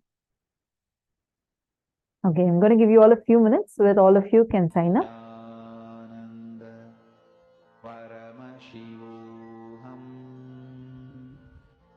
Om Nithyananda Paramashivoham. Om Nithyananda Paramashivoham. Om Nithyananda Paramashivoham. Om Nithyananda Paramashivoham. Om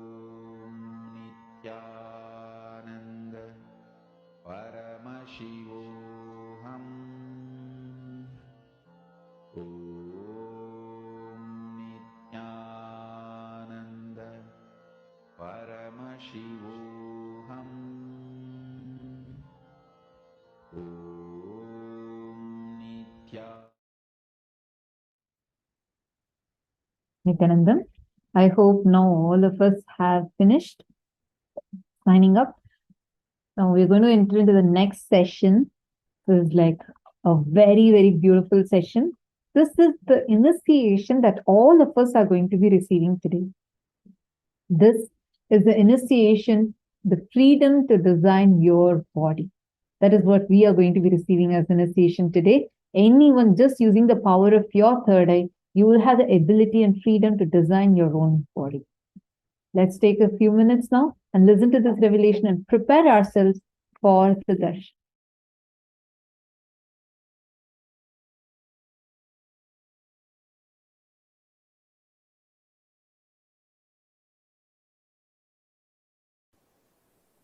Due to my extreme love for each one of you, my absolute love for each one of you, I am revealing this royal secret. Understand? This is the secret behind all the secrets.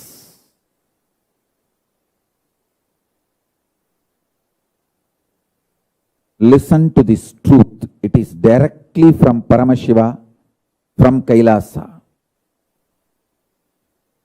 Your consciousness.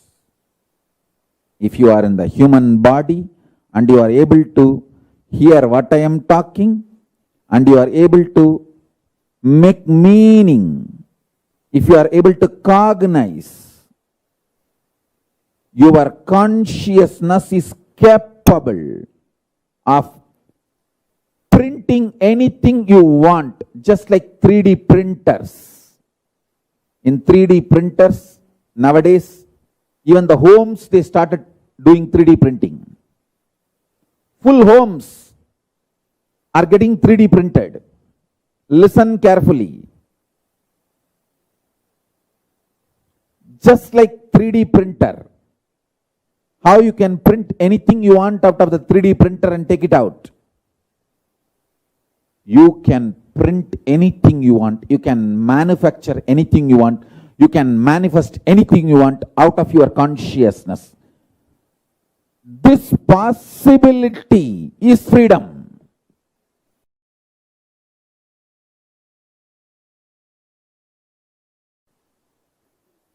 There are multiple reasons why you strongly deny your capacity to consciously 3D print your life and reality and manifest. First of all, you feel, oh, then why did I manifest this kind of reality? Why did I consciously 3D print this kind of life I am having in front of me? And now I have to take the responsibility and redo the whole 3D printing. Listen carefully. Any one day you have to get mature. Maturity is mandatory in life. The good news I have for you is it is too easy. It is not difficult. All you need to do is get out of the impact of the gaslighting done on you by the unconscious.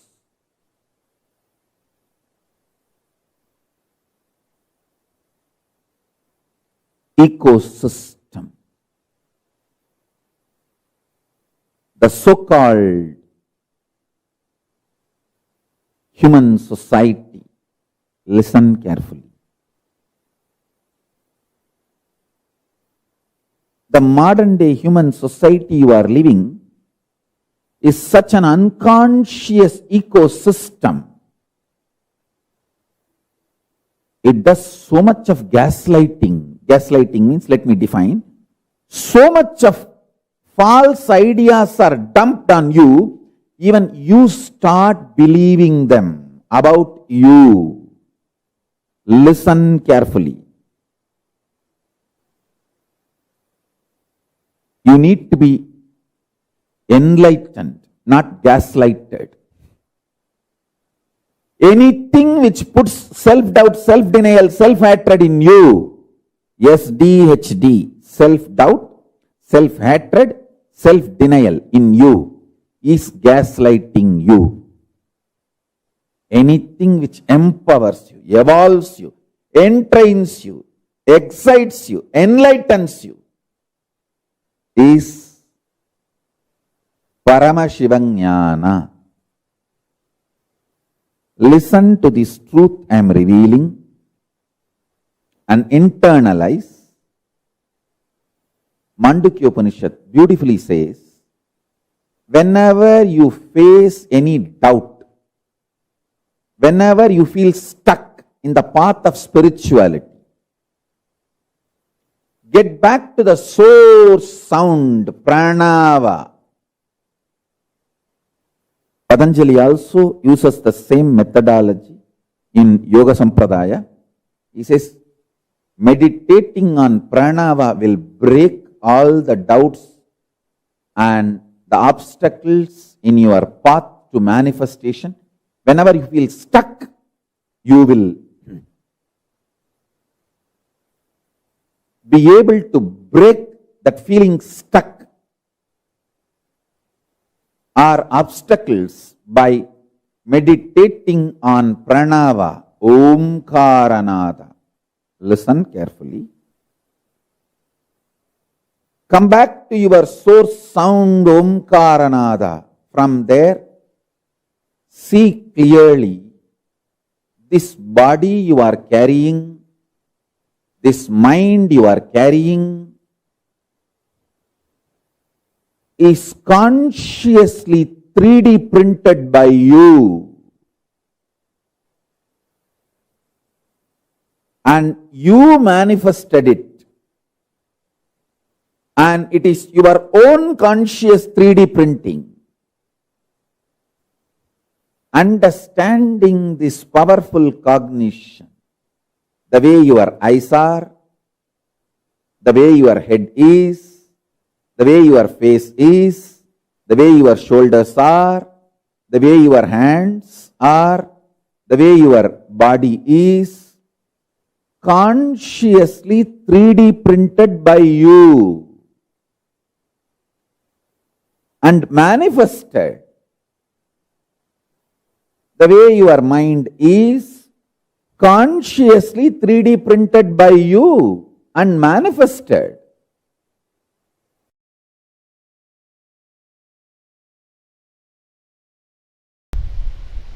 My Guru, Yogananda Puri, listen carefully.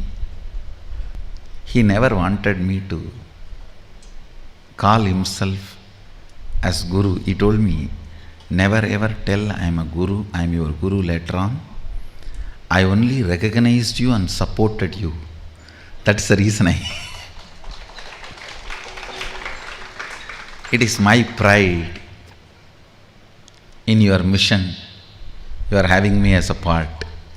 This exact word I remember. Once, one of his son and another one disciple, his disciple. He had many disciples who come to learn yoga from him. Both of them decided to hospitalize him, saying he is not feeling well, he is sick.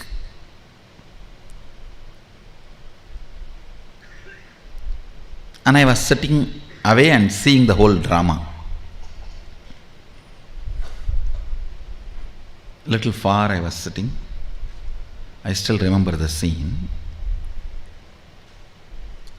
He just got up from the bed. He was lying and got up from the bed. From the navel, the way he hugged his own body, means the way he possessed his own body, and said, what I cannot do to my body, how can these doctor fellows can do to me?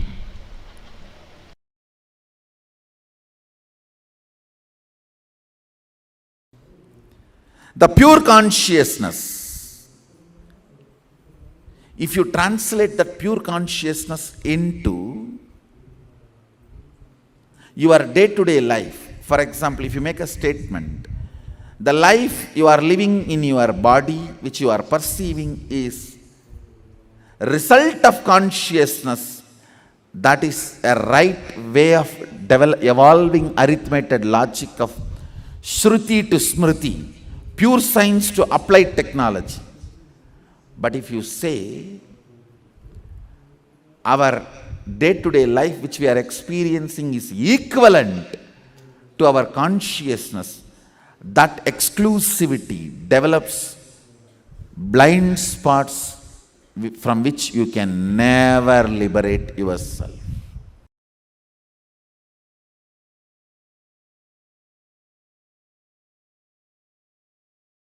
All the jewels you are wearing, anyone can make it for you.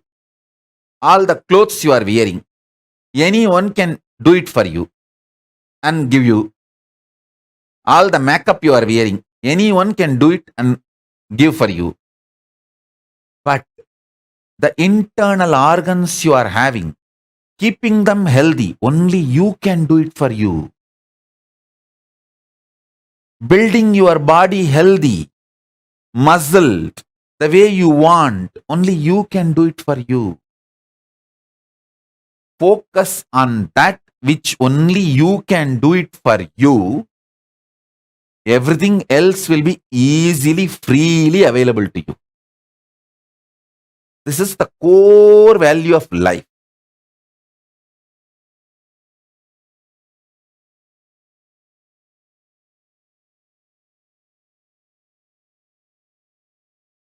Listen, core value of life.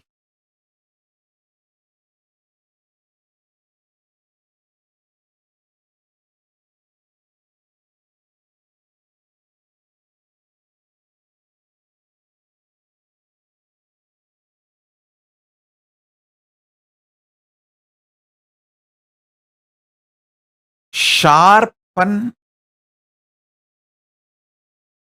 your consciousness, your ability to stay in higher states of awareness, your ability to run the life without the drug called fear, confusion. Understand, greed is not a drug actually. I'm not saying greed is right, but at least greed is not a damaging life negative drug. Fear and confusion is the life negative drug.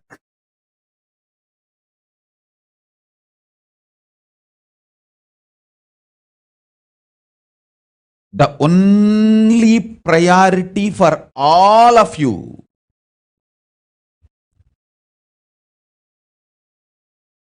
please understand, I am talking to anyone who has a little love or sympathy for me. For all of you, take this as a guru walk. Make your body consciously strong. Listen, gym will build muscles, but only yoga and Ayurvedic lifestyle will make your body conscious. See, only yoga will make your internal organs strong. Just see all over the world, especially in India, all these gym bodies are just dropping dead. All these gym body fellows, top, dying. Because gymming builds muscles, makes you look very nice in the outside. Yoga makes your internal organs strong and your ability to manifest consciousness strong.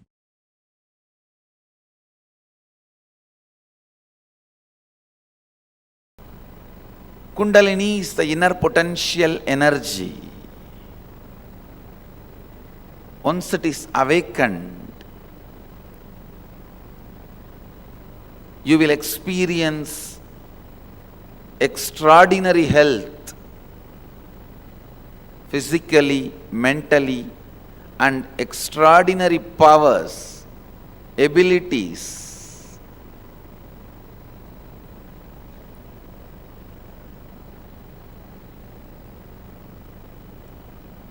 Everything in yoga is finally aimed at.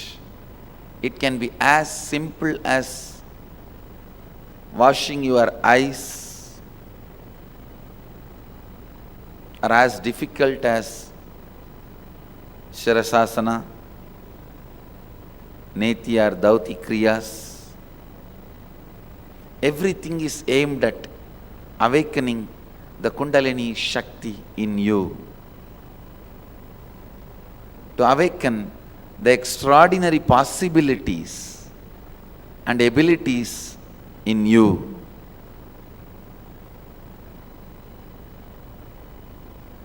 Yoga is one of the greatest gifts given to the world by Mahadeva directly. Please understand, yoga is organized by Patanjali but gifted by Mahadeva himself. In the recent days, modern days, for India, when we utter the word recent days, modern days, it's 10,000 years. So in the recent days, 10,000 years before, Patanjali organized it.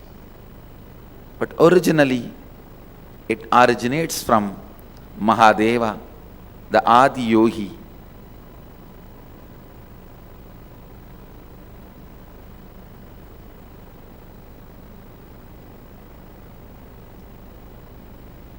Many people ask me, no, today the asanas, postures, as it is taught, Patanjali is not speaking about it. No scriptures are talking about it. This is one of the biggest questions. Many so-called intellectuals pose this question, and they also use this question point to attack yogic tradition. Please understand, every posture, every asana is clearly described, including the way you need to breathe, very clearly by Mahadeva in Hatha Yoga literatures. There are books like Kumbhaka Patati, Hatha Yoga Pratipika,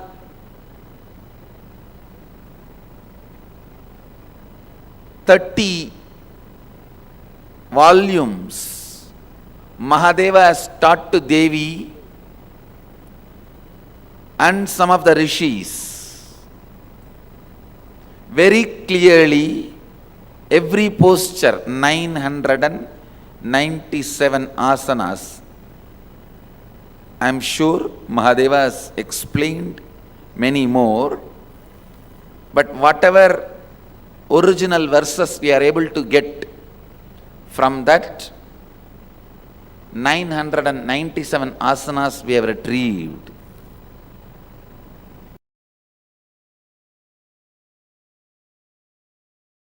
I tell you, even if you do little completion, you can understand what I said. When Yogananda Puri got up and said, my body, how can they do something which I cannot do it to this body by myself? Contemplate on this. Contemplate on this. Then you will understand why Balasans are able to manifest so much of power. I tell you, it is all simple. You don't need to build power station. You just need to be connected with a proper copper wire. That is called integrity. That's all. Power station is here.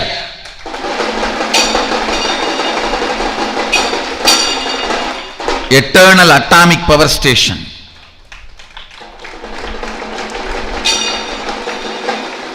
You don't need to. You always felt all this Sadashivoham or the spiritual enlightenment, everything was very difficult because you are planning for building a power station which you don't need. I did it already. You just need connection. Integrity is the connection. தங்கத் தகட்டாலே தம்புரான் சிலை செய்து அங்கம் வழுக்க ஞானாஞ்சனம் தடவி வைத்து செப்பிய வார்த்தையெல்லாம் செப்பல்ல தங்கமடி ஞான பெண்ணே.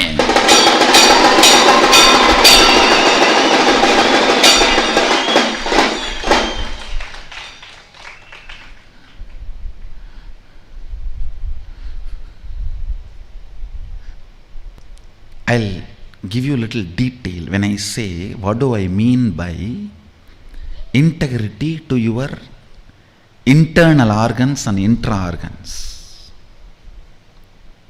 When I say integrity to your internal organs, feel all the time you own them. You own them. So whenever there is a food taken which puts you in depression, low mood, do not eat that food again.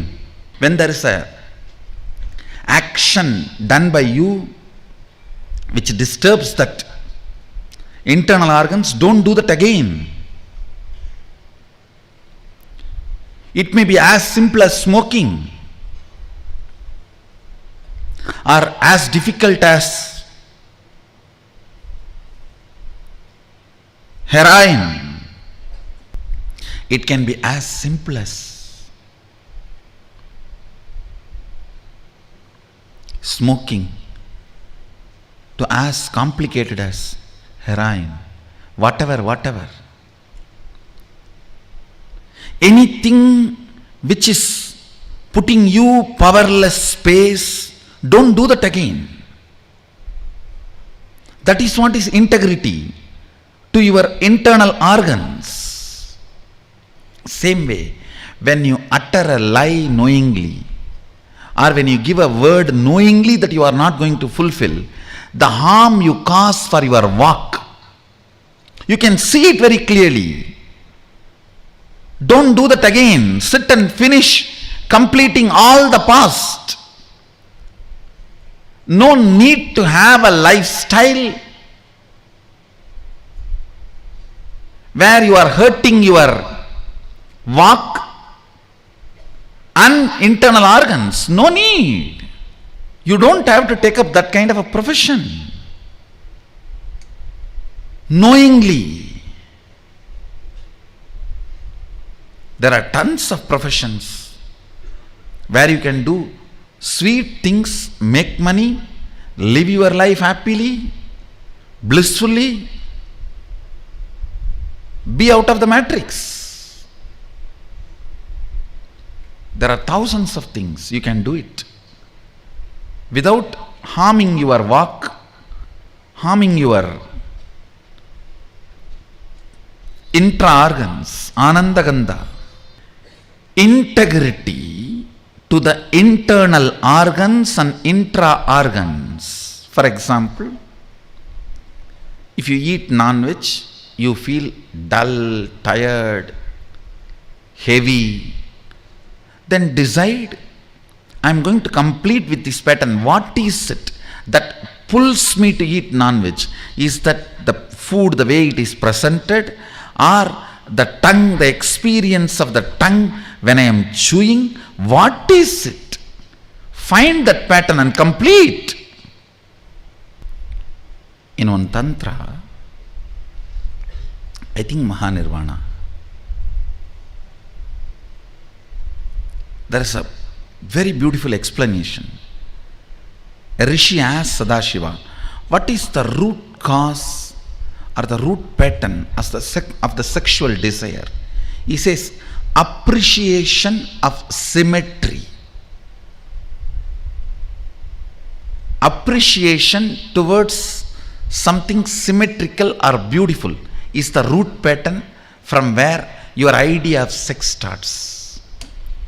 If you complete with that pattern and be integrated to that, suddenly you will see sex became irrelevant to you. You may think, how? Start contemplating, digging deep. All your sexual interest is nothing but appreciation of the beauty. Beauty is nothing but symmetry. It boils down to just this one understanding. Of course, when I read, even I was, what? When I did the postmortem of few human minds, I saw, yes, is right as usual.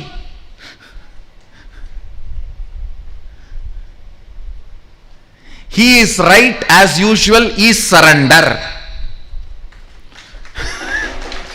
With whoever you feel this, he is right as usual. Again, that is surrender.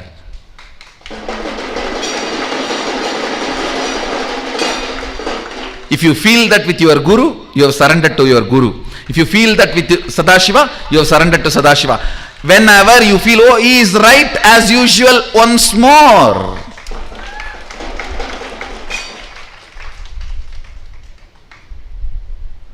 How many times I may run away, I may move out, I may try to create all opposite arguments with my great twisted, perverted logic. No, the very word should be uttered with enough of twist and perversion. So you remember, not only linguistically, phonetically.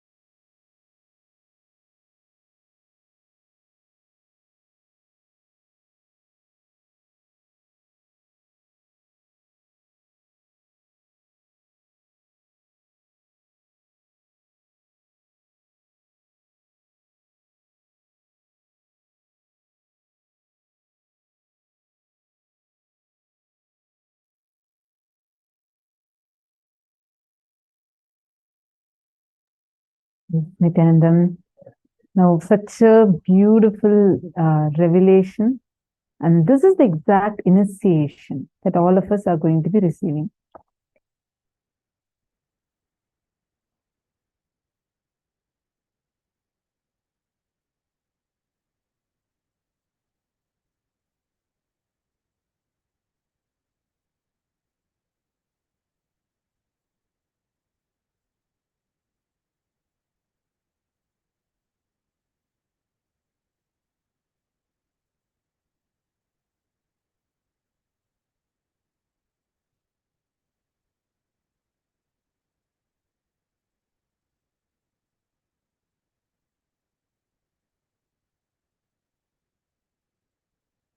Understand, this is the exact initiation that all of us are going to be receiving today, where we are going to have the freedom to design our body. The way your eyes are, the way your head is, the way your face is the way your shoulder is, the way your hands are, the way your body is consciously 3D printed Listen carefully. It's 3D printed by you and manifested by you. The way your mind is consciously 3D printed by you and manifested. Declare, my consciousness is the master of my body, and it has the capacity to build the body the way I want it. Understand, like how Swamiji explained, fear and confusion is the life negative drug.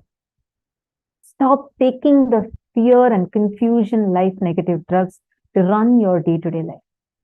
Gym will build muscles, but only yoga and Ayurvedic lifestyle will make your body conscious and your internal organs strong. Kundalini is the inner potential energy. Once it is awakened, you will experience extraordinary health, physically, mentally, and extraordinary powers, abilities. Everything in yoga is finally aimed at this. Understand, because of integrity with your internal organs, intra-organs, not only do you manifest health, you can design your body as you want. You can manifest multiple powers, multiple possibilities. Integrity to your internal organs means feeling all the time that you own them. So whenever there's a food taken which puts you in depression, do not eat that food again. When there is an action done by you which disturbs those internal organs, don't do that again. It may be as simple as even smoking or consuming heroin. Take a few minutes, all of you take a few minutes to list this down. Decide. Build integrity with your internal organs and intra-organs. For example, if you eat non-veg, you will feel tired, heavy, dull. Then tell yourself, I'm going to complete this pattern. What is it that pulls me to eat non-veg? Is that food the way it is presented, or is it the tongue, the experience of it when I'm chewing it? What is it? You're going to find that pattern and complete it. Take a few minutes. Find that pattern. Just go back to that same age. There's an example that Swamiji gives, how one person was so addicted to smoking.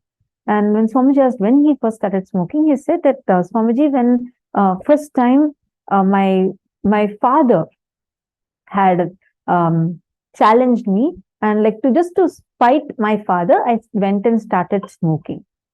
And he said that because of that he started, but now he became like a chain smoker. He got so addicted to it, he's not able to drop it. Swamiji said, just when you smoke next time, be thoroughly enjoyed. Go through that. Go back to that pattern when you first started, relive it and thoroughly enjoy that one cigarette. He came back after a month. He just cried. He just fell at Swamiji's feet out of gratitude. He said, Swamiji, after that day, I just tried one, and after that, I've never been able to smoke again. Take a few minutes now. You are going to experience that. Go back. First, write down what that pattern is, and you're going to be doing this internalization exercise now. First step, all of you list down that pattern. Find that pattern. Please start now.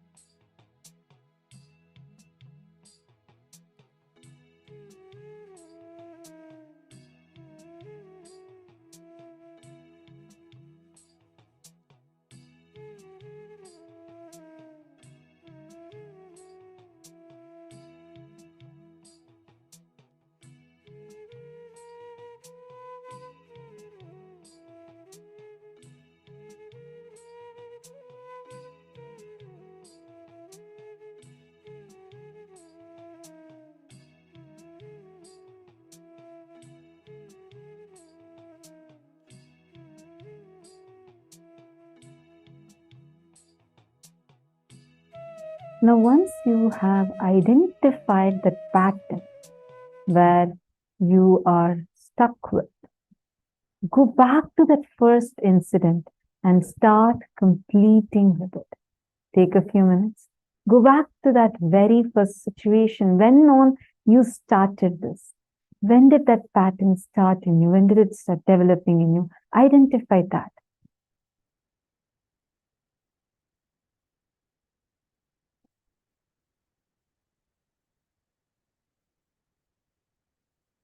Margita, sorry, I'm just seeing your question regarding accepting some flowers as a favor for healing. You did that accidentally, you're saying. Okay, today completed it. You post a completion today during the darshan time. When Swamiji will be blessing, just post a completion for it and take re-initiation. You can sign up and take re-initiation. Okay, ma? All right. Now, sit and intensely do the completion with that pattern. Identify that pattern. Please take a few minutes and start.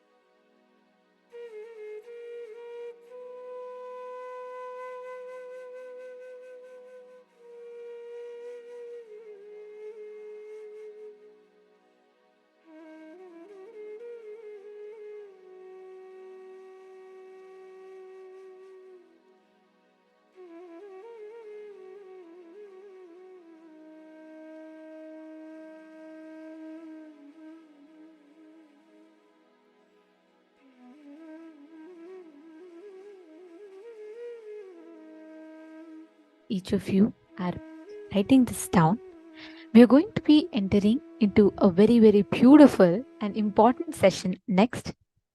Today, since all of us are receiving the initiation of healing and we're having the darshan of Jvarabhagana Murthy, let us understand who is this Jvarabhagana Murthy form of Paramashiva and what principle does he represent.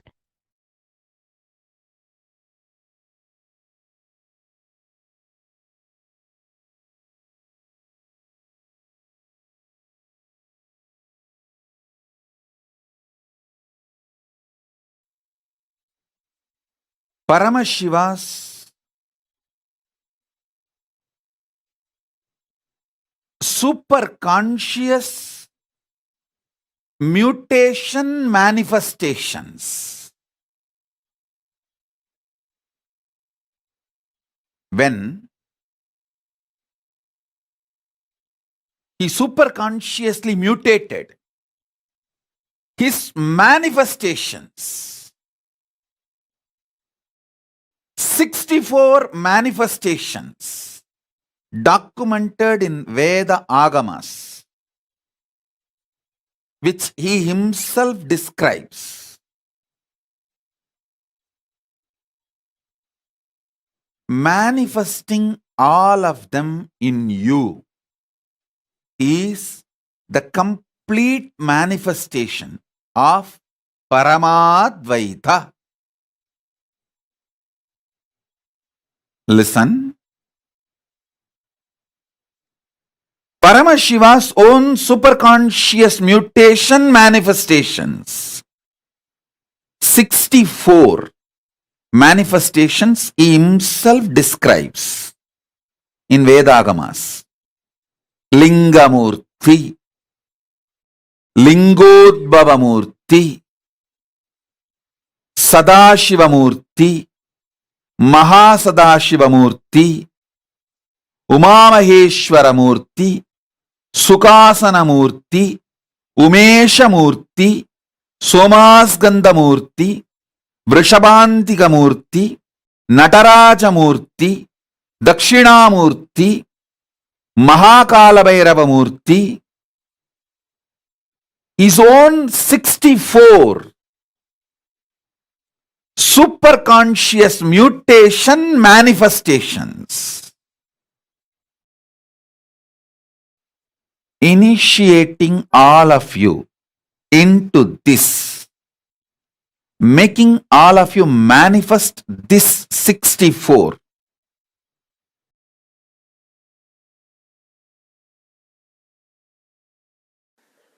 So, his action of coming down to remove the ego of Targavana rishis, that only is considered as Dakshinamurti. Dakshinamurti is not separate from Mahadeva.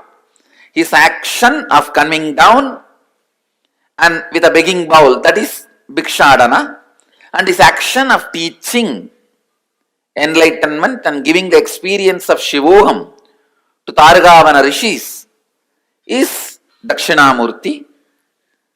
So his action of seducing all the Rishi Patnis is the Rishabharuda. If you see there is a form of Mahadeva, most handsome form, the Rishabharuda, where he just seduces all the Rishi Patnis and the Rishis were shaken because that is the only weak point they had. They were so proud of everything else. So he wants to expose their weak point to them. So that form, that action is considered as Rishabharuda. So each of his action assumes one form. Given one form, and same way, his action of Ananda Tandava becomes Nataraja. Nataraja is not separate from Mahadeva. When he dances, he is Nataraja. When he sits in Samadhi, he is KAILASA. When he removes the arrogance of Brahma and gives him Shivoham experience, he is Kalabhairava. When he removes the arrogance of Daksha and gives him Shivoham experience, he is Virabhadra. So these are various forms of Mahadeva. And when he stands as the light shaft, and blesses Brahma and Vishnu and gives them enlightenment, then he is called Arunachala, Lingodbhava. So each of his action is considered as one incarnation.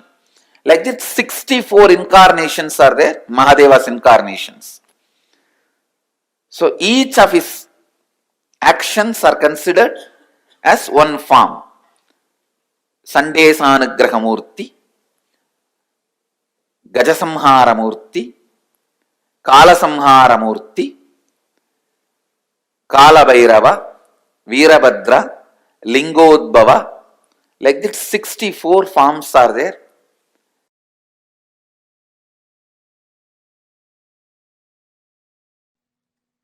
Each of the 64 manifestations of Paramashiva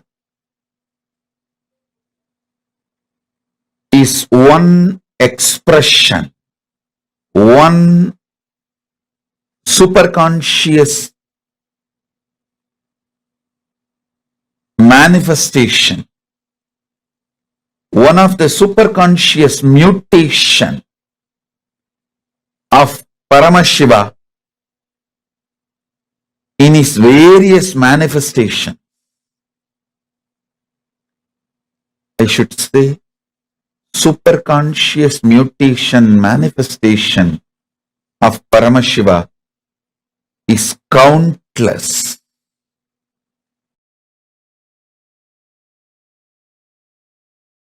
All these manifestations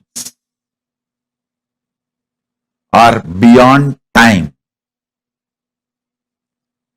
I am talking about 64 because he revealed 64 to planet Earth for all of us to know.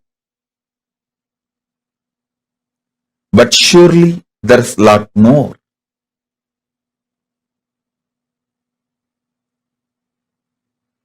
For all of us, what we need to know is revealed. Understand?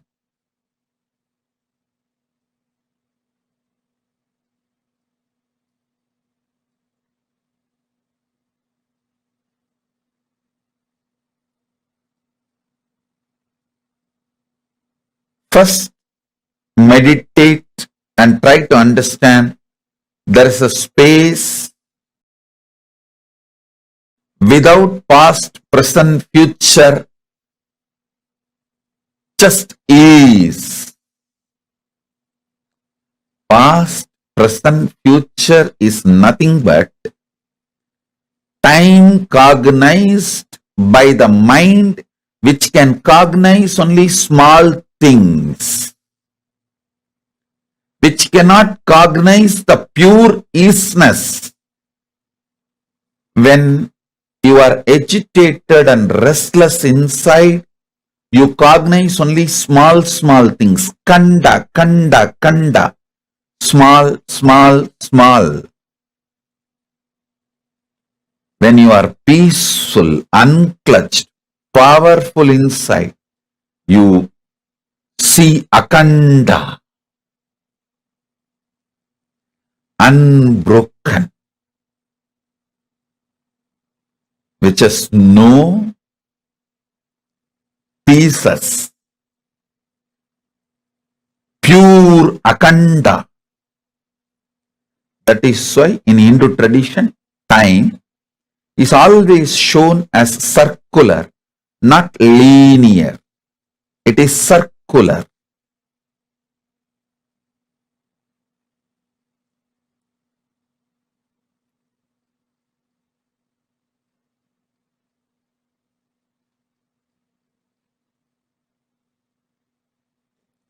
Soon the world will realize the linear idea of time may be useful for history documentation, but in reality, if you want to understand time, use the time as one of the strength for civilization. You need to understand the circular existence of time. Listen. for your day to day, building a house or surveying the land, the idea earth is flat is useful. But to understand the whole universe, the idea earth is flat is insufficient. You need to come to the truth, earth is globe. Same way, to record history, understanding time as a linear movement may be useful. But to understand time in reality, realizing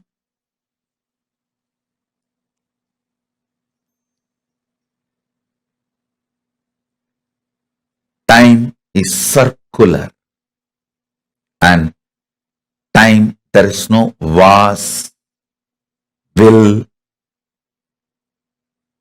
Time is. Time is.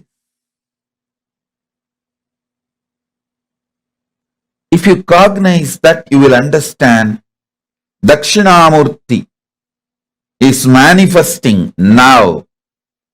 Paramashiva is manifesting as Linga now. As a Linga Murti now.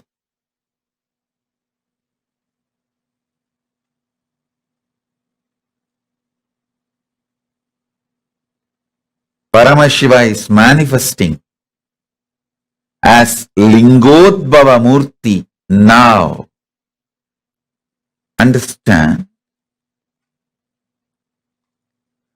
All you need to enjoy the powers and superconscious mutation of 64 manifestations of Paramashiva is to have the right knowledge about all that 64 manifestations. You need to understand Paramashiva as he introduces himself. Listen, if you want to understand me, you need to understand as I introduce me to you.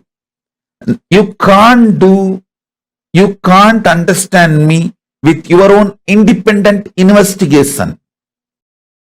Neither your mind is capable nor your consciousness is powerful to grasp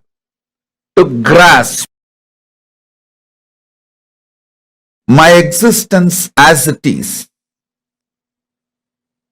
You can only understand my existence as per my introduction. Same way, you can understand Paramashiva only based on his own introduction. Understanding him based on his own introduction awakens something called Shraddha in you, not faith. Faith is poor word. Shraddha. And Shraddha breeds bhakti. And all the Ananta Kalyana Gunas, auspicious qualities of Paramashiva starts manifesting in you. Powers of Paramashiva starts manifesting in you.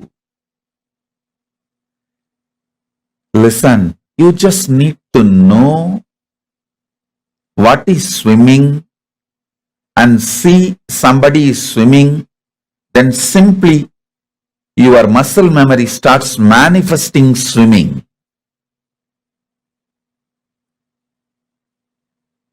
Same way, you just need to know about the superconscious mutations of Paramashiva and see someone manifesting it. Your muscle memory, bioenergy, all will just pick up.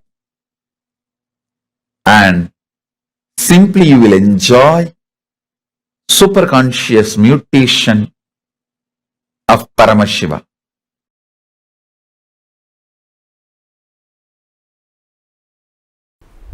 Now,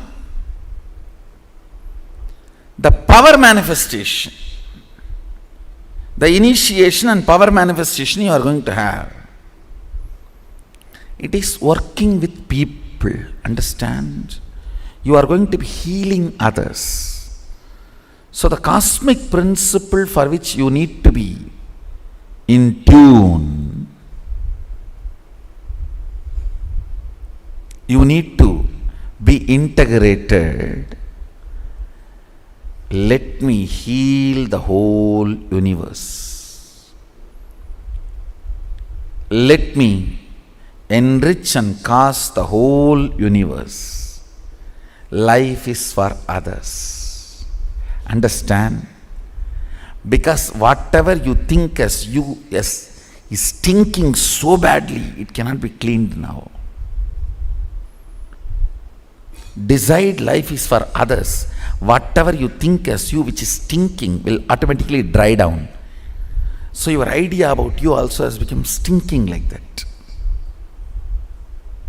Forget you. Life is for others. With this decision, be ferocious with this decision. Be ferocious with this cognition. Decision to enrich and cast others' reality. Be ferocious with it.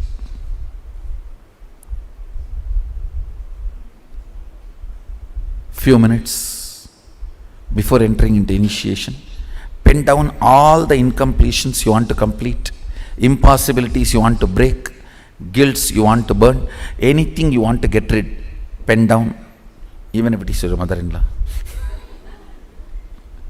Whatever you want to get rid in your life, pen down.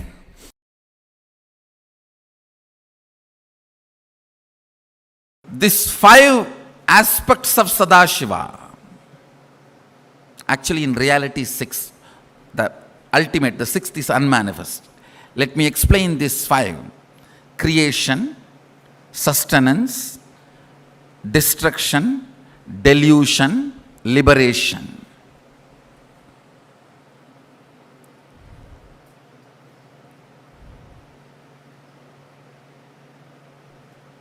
Whenever you are in a destructive mood,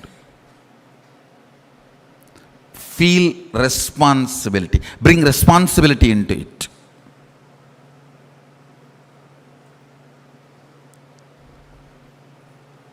Whenever you are in delusion, you are confused, you don't know what to do, what kind of decision you should make, what will be the right at this moment for my life. Whenever you are in that delusion, throw bhava, just throw yourself away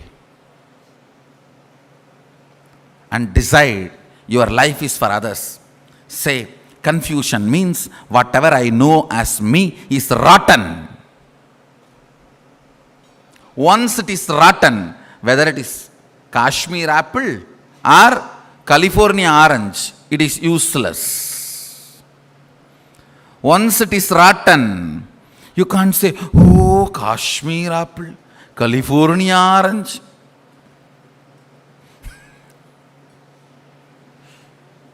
Like Shankara says, nahi nahi rakshadi to krunj karane.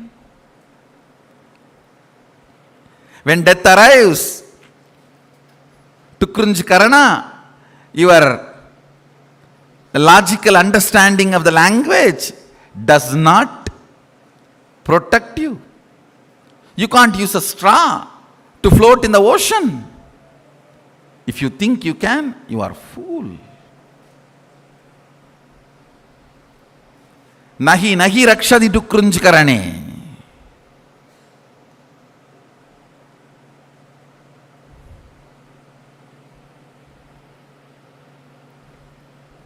When you are in the mood of delusion, listen. When you are in the mood of the delusion,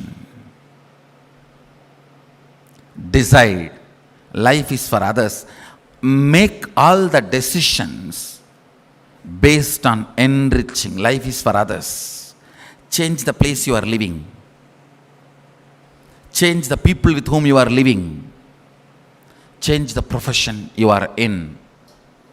If you don't, you will be stuck and wasting the life forever. I tell you, death is much, much better, 10,000 times better than being stuck in delusion. In death, at least you move, go ahead. You move further. Nothing gets lost in death, I tell you. Nothing gets lost. Life will go on running.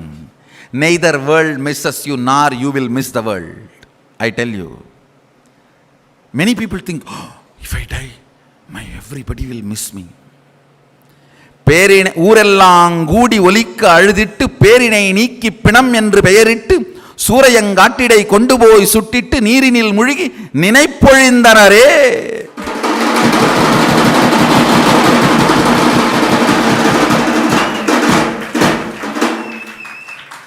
The whole city will gather and cry loud as possible. Nowadays with loudspeaker. ஊரெல்லாம் கூடி ஒலிக்க அழுதிட்டு பேரினை நீக்கி பிணம் என்று பெயரிட்டு. You may be Batmasri, Batma Vibhushan.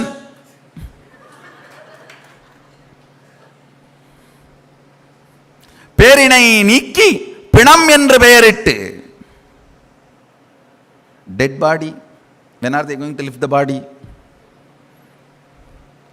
சூரையங்காட்டிடை கொண்டு போய் சுட்டிட்டு. The land which is separately allotted for that, you might have been owner of 10,000 acres or the whole kingdom. சூரையங்காட்டிடை கொண்டு போய் சுட்டிட்டு. They'll take the body to a corner allotted for that. நீரினில் முழுகி நினைப்பொழிந்தனரே. Last statement. They will take bath in the water.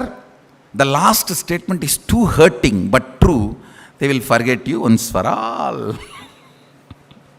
நீரினில் முழுகி நினைப்பொழிந்தனரே.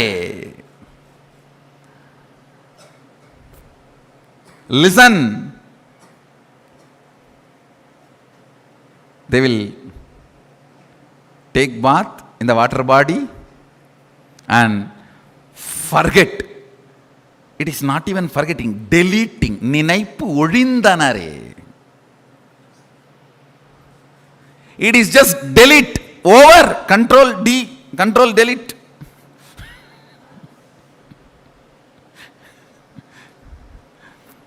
You may think everyone will miss you. No. Everything will be going maybe much better.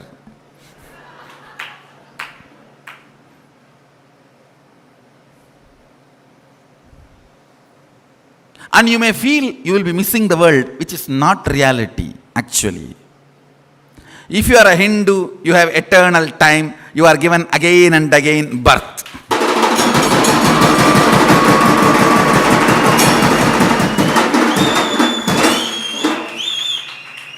I tell you, be Hindu to be rich spiritually and energy wise. Son, this understanding, this cognition is important. Listen carefully. One of the fool, sad fellow was talking, saying, oh, whatever you believe, after death it is all going to be same and all of you will have the next birth. No. Listen. if you don't cognize that next birth is a possibility while you are in the body, even if the next birth door opens, you will be afraid to jump in because it will be overwhelming.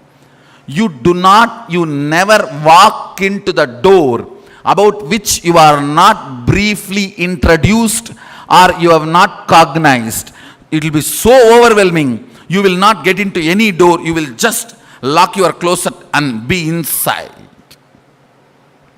That is why the religions and traditions which does not give you the cognition of multiple births insist on retaining the shell.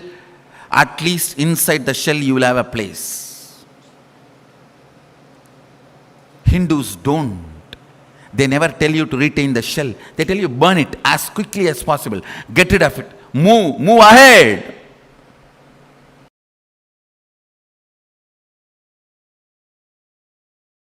I have the photographs of my guru teaching yoga to his Western disciples and applying aushadha to heal the person from paralytic attack. The person had a paralytic attack, so he was applying aushadha. You can see in his hand, he himself personally applying aushadha and healing that person.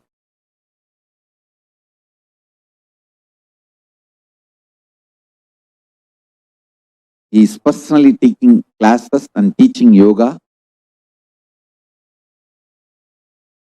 to the disciples from around the world. This is just near Tiruvannamalai temple.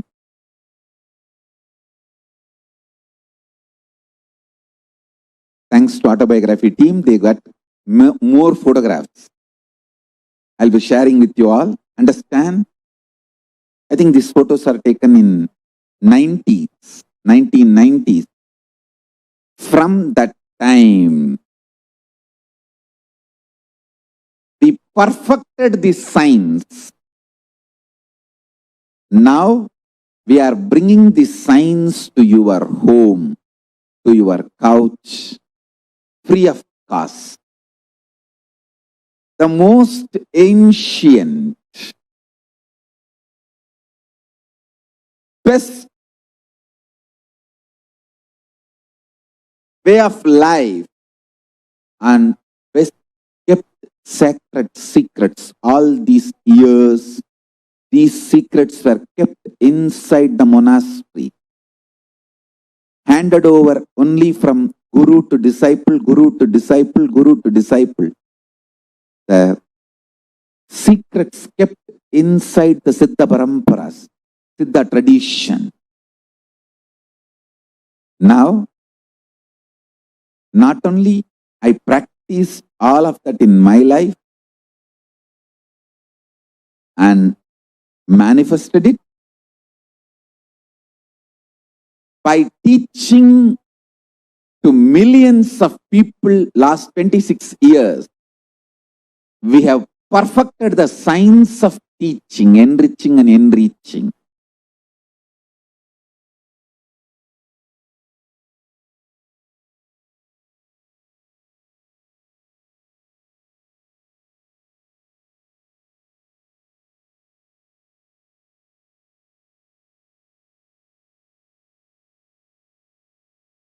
नित्यानन्देश्वर Paramshiva समारम्भाम् नित्यानन्देश्वरि पराशक्तिमध्यमाम् अस्मदाचार्यपर्यन्ताम् वन्दे गुरुपरम्पराम्.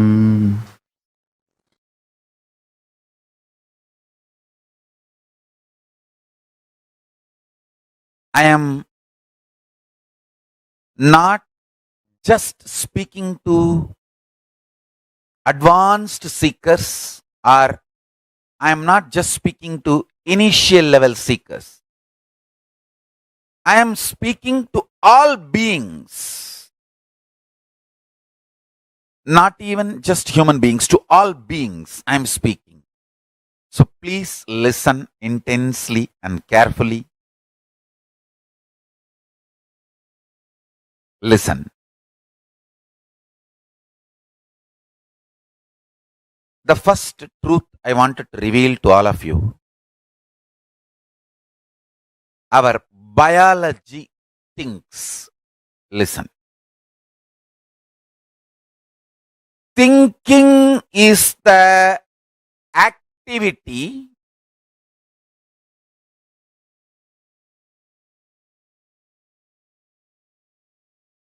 that affects directly one end the consciousness, the other end tip of your fingers, nails, tip of the hair. I mean, the whole thing is directly involved, affected in thinking. Understand? I'm using two words. Your nail, the fingertip, or tip of the hair. Don't think it is not involved in thinking process. It is only affected by thinking process. No. No. I'm using two words.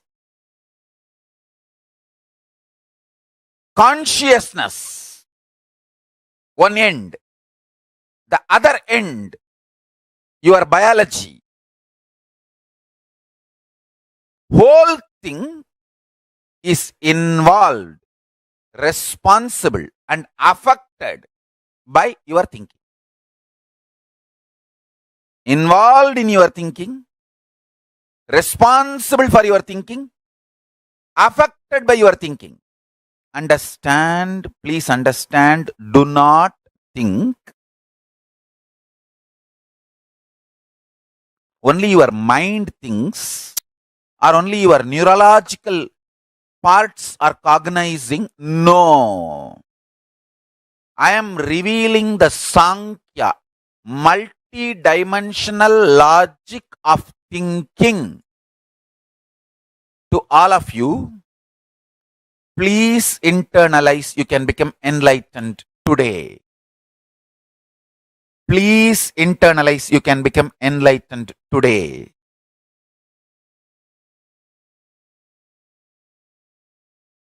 It is extremely beautiful, sweet realization. Whenever you understand, I have seen in my disciples, when they understand your biology, body thinks, they become responsible for their thinking. Whenever you think, your mind thinks, you think, oh, somebody else, not me. Because you feel more grounded with your biology than your mind and other components. Listen carefully. One important dirty secret is you start thinking before even knowing how you think.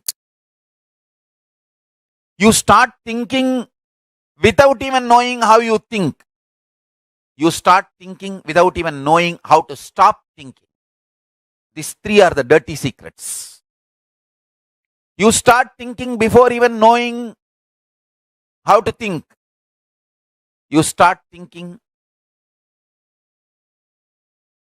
before even stopping how to think. And you start thinking without even knowing how to think. Without knowing, before knowing, without knowing how to stop. All these three is responsible, sure shot, sure recipe for destruction.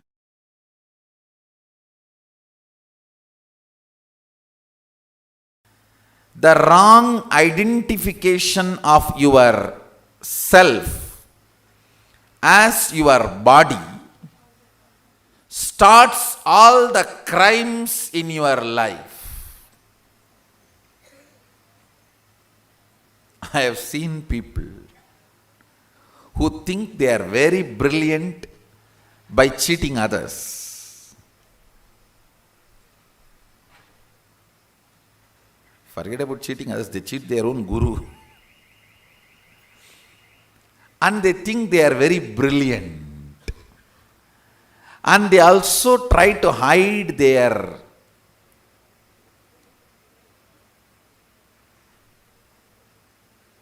life into ignorance and thinking ignorance is cute. No. Ignorance is costly. Whether you know it or not, just because you are ignorant about death, don't think death is not going to happen. If you are intelligent about death, at least you can play with it. You can surely postpone, push, play around. I am claiming you can even permanently push it out.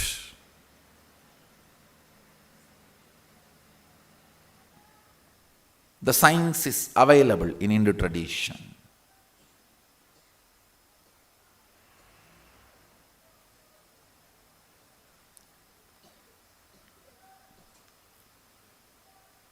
When this Kundalini awakening happens, the first thing will happen in your system.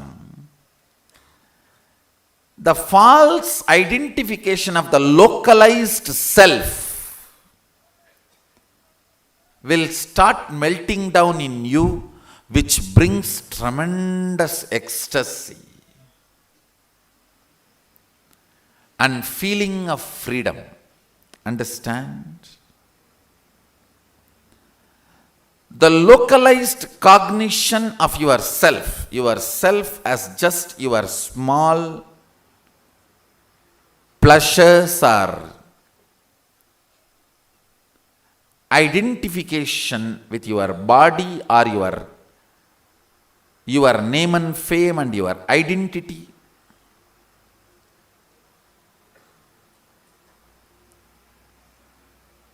The localized logy with which you are functioning, I'll call it psychology. The logy which functions locally on your physical system. It is all about what your physical system goes through, ups or downs or right or left or center. The logy which functions constantly centered on your localized system.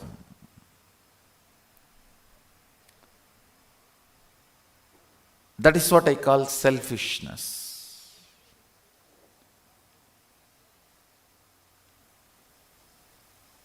When the Kundalini is awakened in you, the larger understanding of the self liberates you from the shorter understanding of the self.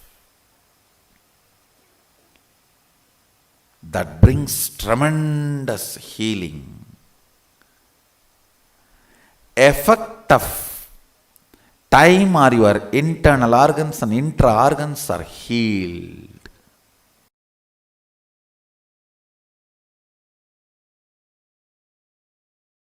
First things first.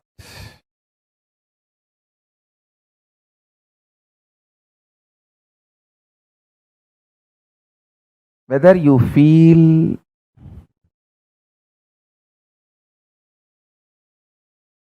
respected, disrespected, supported, or exploited, oversexed or undersexed,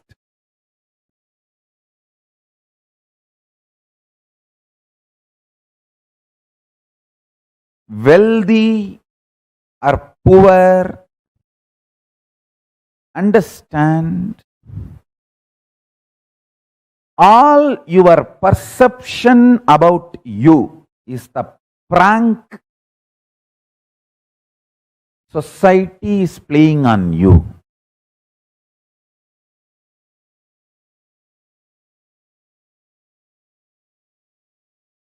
you can play prank on pranksters